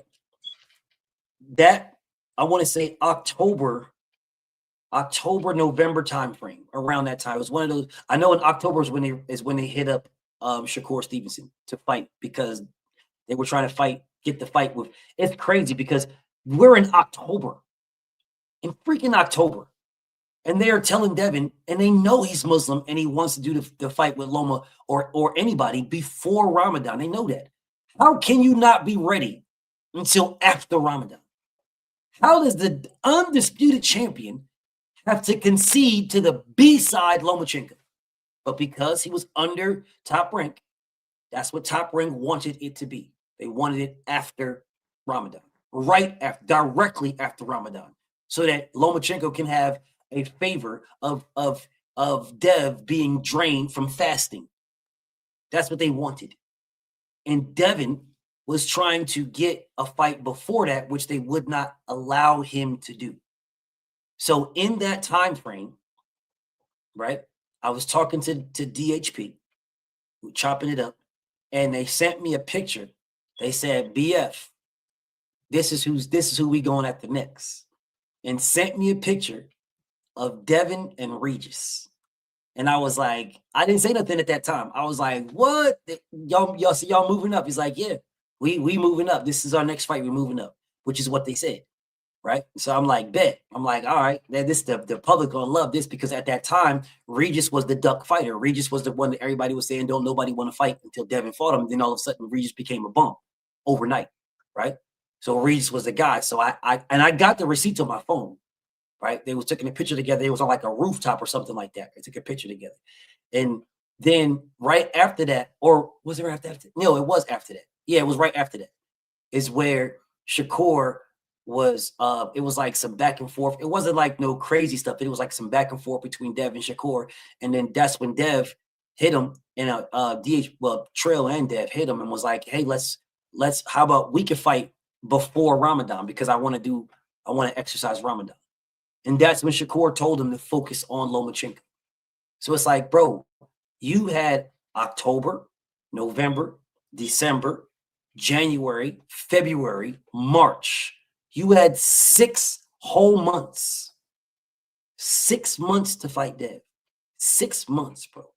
And instead of fighting Dev, you waited until after Ramadan, after Lomachenko, and then now you want to boss up. when Devin was already set to fight this man. He was already set, bro. When the Shakur Stevenson stuff started to get a little bit hot, Devin was like, well, I'll sign a 4th fight option with Top Rank. They could have put Shakur Stevenson in the 4th fight option, but Bob Arum said no. So then Devin was like, all right, well, look, bro, this is what was going to happen, bro. Since that's the case, since y'all are giving me my A-side status back, we'll give you the same exact deal we took to fight George Kambosos. Shakur said no. So Devin said, all right, well, we'll give you more than what we took to fight George Kambosos. Shakur said no. So Devin said, all right, I'll give you 25% of everything. The man said no, he wants 50%. So Devin said, well, fuck you then. I'm giving you an opportunity that nobody else is giving you. And the world crapped on Devin and said, well, Devin is ducking because Devin didn't just give Shakur what he wanted, or Devin didn't just wait for Shakur. They missed the point where Devin reached out to this man for a fight before he even fought Lomachenko. They completely missed this point where the man said, focus on Loma. Completely missed it. They will only talk about something where they believe they have a dub, but they don't, because Devin was trying to fight these guys before Lomachenko, and he was set to move up himself. He'd already did it. They'd already had the plans in motion and everything to move up and fight Regis for the WBC title. Why? Because Devin was the undisputed champion. He was the undisputed champion, which is why Devin, the WBC champion, was able to move up and fight the WBC champion. That's why he was able to do it. Not difficult here. McDoob says Floyd tried to co-sign Dev, giving Shakur 50-50. Yeah. Oh, man, just because you took a low ball doesn't mean you got to give Shakur one. And the only reason why Floyd did that is because Floyd was trying to get Shakur Stevenson to sign with his promotional company and trying to crap on Devin because Devin didn't. That's the only reason why. But what was you going to say, Preach? I'm about to wrap this one up, but what was you going to say, Preach? Yeah, I just want to finally say about that deal there. That was Fugazi what Shakur did, talked about weight on with the WBC. And they're trying to use that, right? But they're just overlooking the point that the WBC belt wasn't the only belt on the line. The other 3 sanctioning bodies didn't have anything to say about the offer. How the WBC gonna control the other sanctioning bodies? Facts. They didn't say anything when he said 25%. But now all of a sudden, it all depends on the WBC, what they say. What about the other 3 commissions? So that was crap, man. WBC. They ain't got control over them other commissions, and they didn't have no bulk about it, and the WBC didn't. Facts. They didn't say nothing when the offer was first laid out. Shakur wanted to try to make something about the offer. And the last thing I want to say is then I'm gonna get off with you, brother.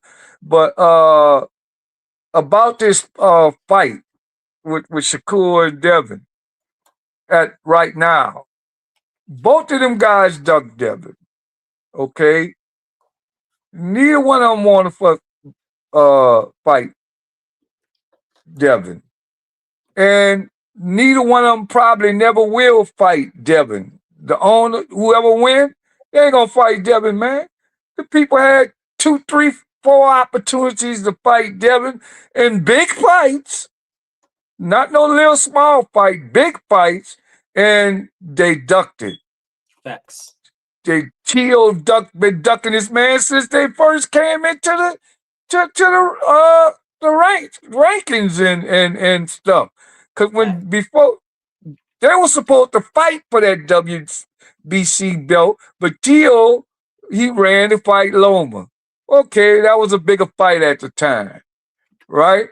But once all that passed, Devin got the belt, was defended it and defended it and defended it. T.O. was supposed to fight Devin before he fought George Kambosos. That is true. Right? So I don't understand it, man. He was going around lying, saying, I won't get into next week already, but you know, the bottom line is neither one of them gonna fight Devin. And the reason why, they are scared of taking a loss against Devin. That is correct. And I believe but it ain't about money. It ain't about nothing. They know Devin is just. I think Devin better than him, but in their mind, they know Devin is just as good as them, and he's subject to beat them, and they don't want to take a loss against him because that would be a high power name. They all became popular around the same time. Devin would be the man for sure. He is the man. Don't get me wrong, but beating any one of them, Shakur or T.O. after beating Loma, man, they couldn't say nothing. Facts, I agree. But Devin would be the man for his era. I agree. For their era. Devin would be, he's still a man because he's the only one in out their era that's not ducking, that's looking for fights, that want to keep the sport popular, keep the sport moving. Not them. They want to keep themselves popular. I definitely You know, so they don't want to make them big fights. They don't want to make that big fight with Devin. It ain't gonna happen, bro. I'm definitely because they scared. I agree. I'm done, bro. I agree, and I would need somebody. I would need somebody to tell me otherwise and prove to me otherwise on why that's not the case. Can I say something right quick? Go ahead before I wrap this up. In the history of boxing, and y'all know the history of boxing, especially UOG and BF, y'all know the history of boxing. Yes, sir. An undisputed champion, any undisputed champion in the history of boxing, you will not be allowed to go past one negotiation. Because it's never happened in the sport of boxing. The B side never dictate, never did. And that's how I knew Shakur never wanted this fight. There's no way a B side can dictate to an undisputed champion, and you get 3 times to negotiate and you turn all 3 down. That doesn't make sense to me. And people ran with that, like Devin was ducking and this and that. You don't normally get past one negotiation when it comes to undisputed champion because he doesn't have to fight you unless it's mandated. Shakur turned down 3 negotiations. That's how I know he never wanted to fight Devin. He could have fought Devin at 40. He became champion at 135. Devin was still champion at 40. Why didn't he petition the WBC that time to fight Devin at 140? They both was champions. Said the same thing. They both was champions. He said both had the WBC belts. He said years ago down the line, and BF mentioned it, nephew mentioned it the other day.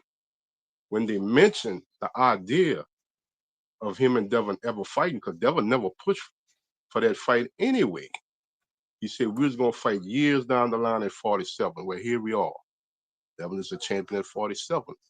What's the problem? He didn't say back in them days, if I ever fight Devin, because Devin probably is the bigger guy. He's a little bigger than me. He's in a high weight class. If we was to ever fight, it'd be at 147, but I'd have to put a rehydration clause. He never said that. But Devin's at 47. What's the problem? You mentioned that years ago, not Devin. You. So Devin's is here at the weight class that you predicted years down the line y'all would fight at. And I don't understand the Shakur Stevenson fans who act like they forget that. Shakur said it. They just don't want no smoke, bro. Yeah, they don't want to accept the fact that their fighter, Shakur Stevenson, is a duck. And he's been a duck when it came to this situation with Devin because the parameter, once he hit 135, I thought it was supposed to be him and Tank. Because people complain that Devin stayed too long at the weight class. Complain. He stayed there too long. He didn't look good. He didn't look healthy. So Devin was like, okay, this is my opportunity. I did what I had to do. I accomplished what I wanted to accomplish. Now I'm gone. Here comes Shakur Stevenson calling out Devin Haney. And Devin is up to his third weight class, and we still didn't get the fight. So it's who never wanted to fight and who wanted to fight. That's what I'm not understanding. Why people keep pushing this parameter. He's never going to fight Devin. He's never going to fight Conor. And that's why I put in your chat, nephew, these contact careers, they are scary. Because I'll be the first one to sell Shakur. You know you're not going to fight Devin Haney, and you're not going to fight Conor Benn. So concentrate on what's in front of you. You got Teofimo Lopez coming up at 140. Win or lose, most likely you'll go back down. Just concentrate on that. We just want to see you in good fights. That's all. Whether it's with Devin or not Devin. We're going to still support you. We're going to still follow you. But stop being hypocritical. Well, that's not fans need to be the same way. They're hypocritical. You know you're not going to fight them guys. So don't waste your time in saying that in interviews, and you know you're not going to move that way. You never did. You had ample opportunity to fight Devin Haney. Not one, but 2 weight classes. You had ample opportunity, and you didn't. And you waited till he left to decide to fight at 140. Years down the line, you finally waited until he left to fight at 140. I believe this fight with T.O. been on the table. I believe so. T.O. know this, and Shakur know this. When people all of a sudden just surprised this fight came out of nowhere, and we never asked for this fight. Yeah, right. Nephew, you know, and OG, you know. Yep. This fight was always on the horizon and stuff like that, but people don't want to accept the fact that he dug Devin. And that's the thing. Yeah, he's fighting T.O. next weekend, but he dug Devin. He waited till Devin left, not 1, but 2 weight classes. And I believe you, brother Jonathan, because I believe them 2 cahoots this fight together. Yeah, I'm gonna keep it real. They're cahoots together because they both dug Devin, and they know it was coming to a point to where if they had wanted any kind of recognition or accountability for their boxing career, they was gonna have to fight Devin. Because I'm telling you, they all was in the same little era of boxing. Yep. They the new stars in the game now, right? And so, I mean, they probably came together, man. You know, we ain't gonna fight Devin, so let us fight. I wouldn't be surprised if they didn't have that conversation. Yeah, because the fight was right there for T.O. and Devin. It was there. Everything was in place. I'm gonna speak about it. I'm gonna speak about it. Not today though, but I'm going to speak about it. I might put it in the video, but I'm definitely going to speak about it because there is a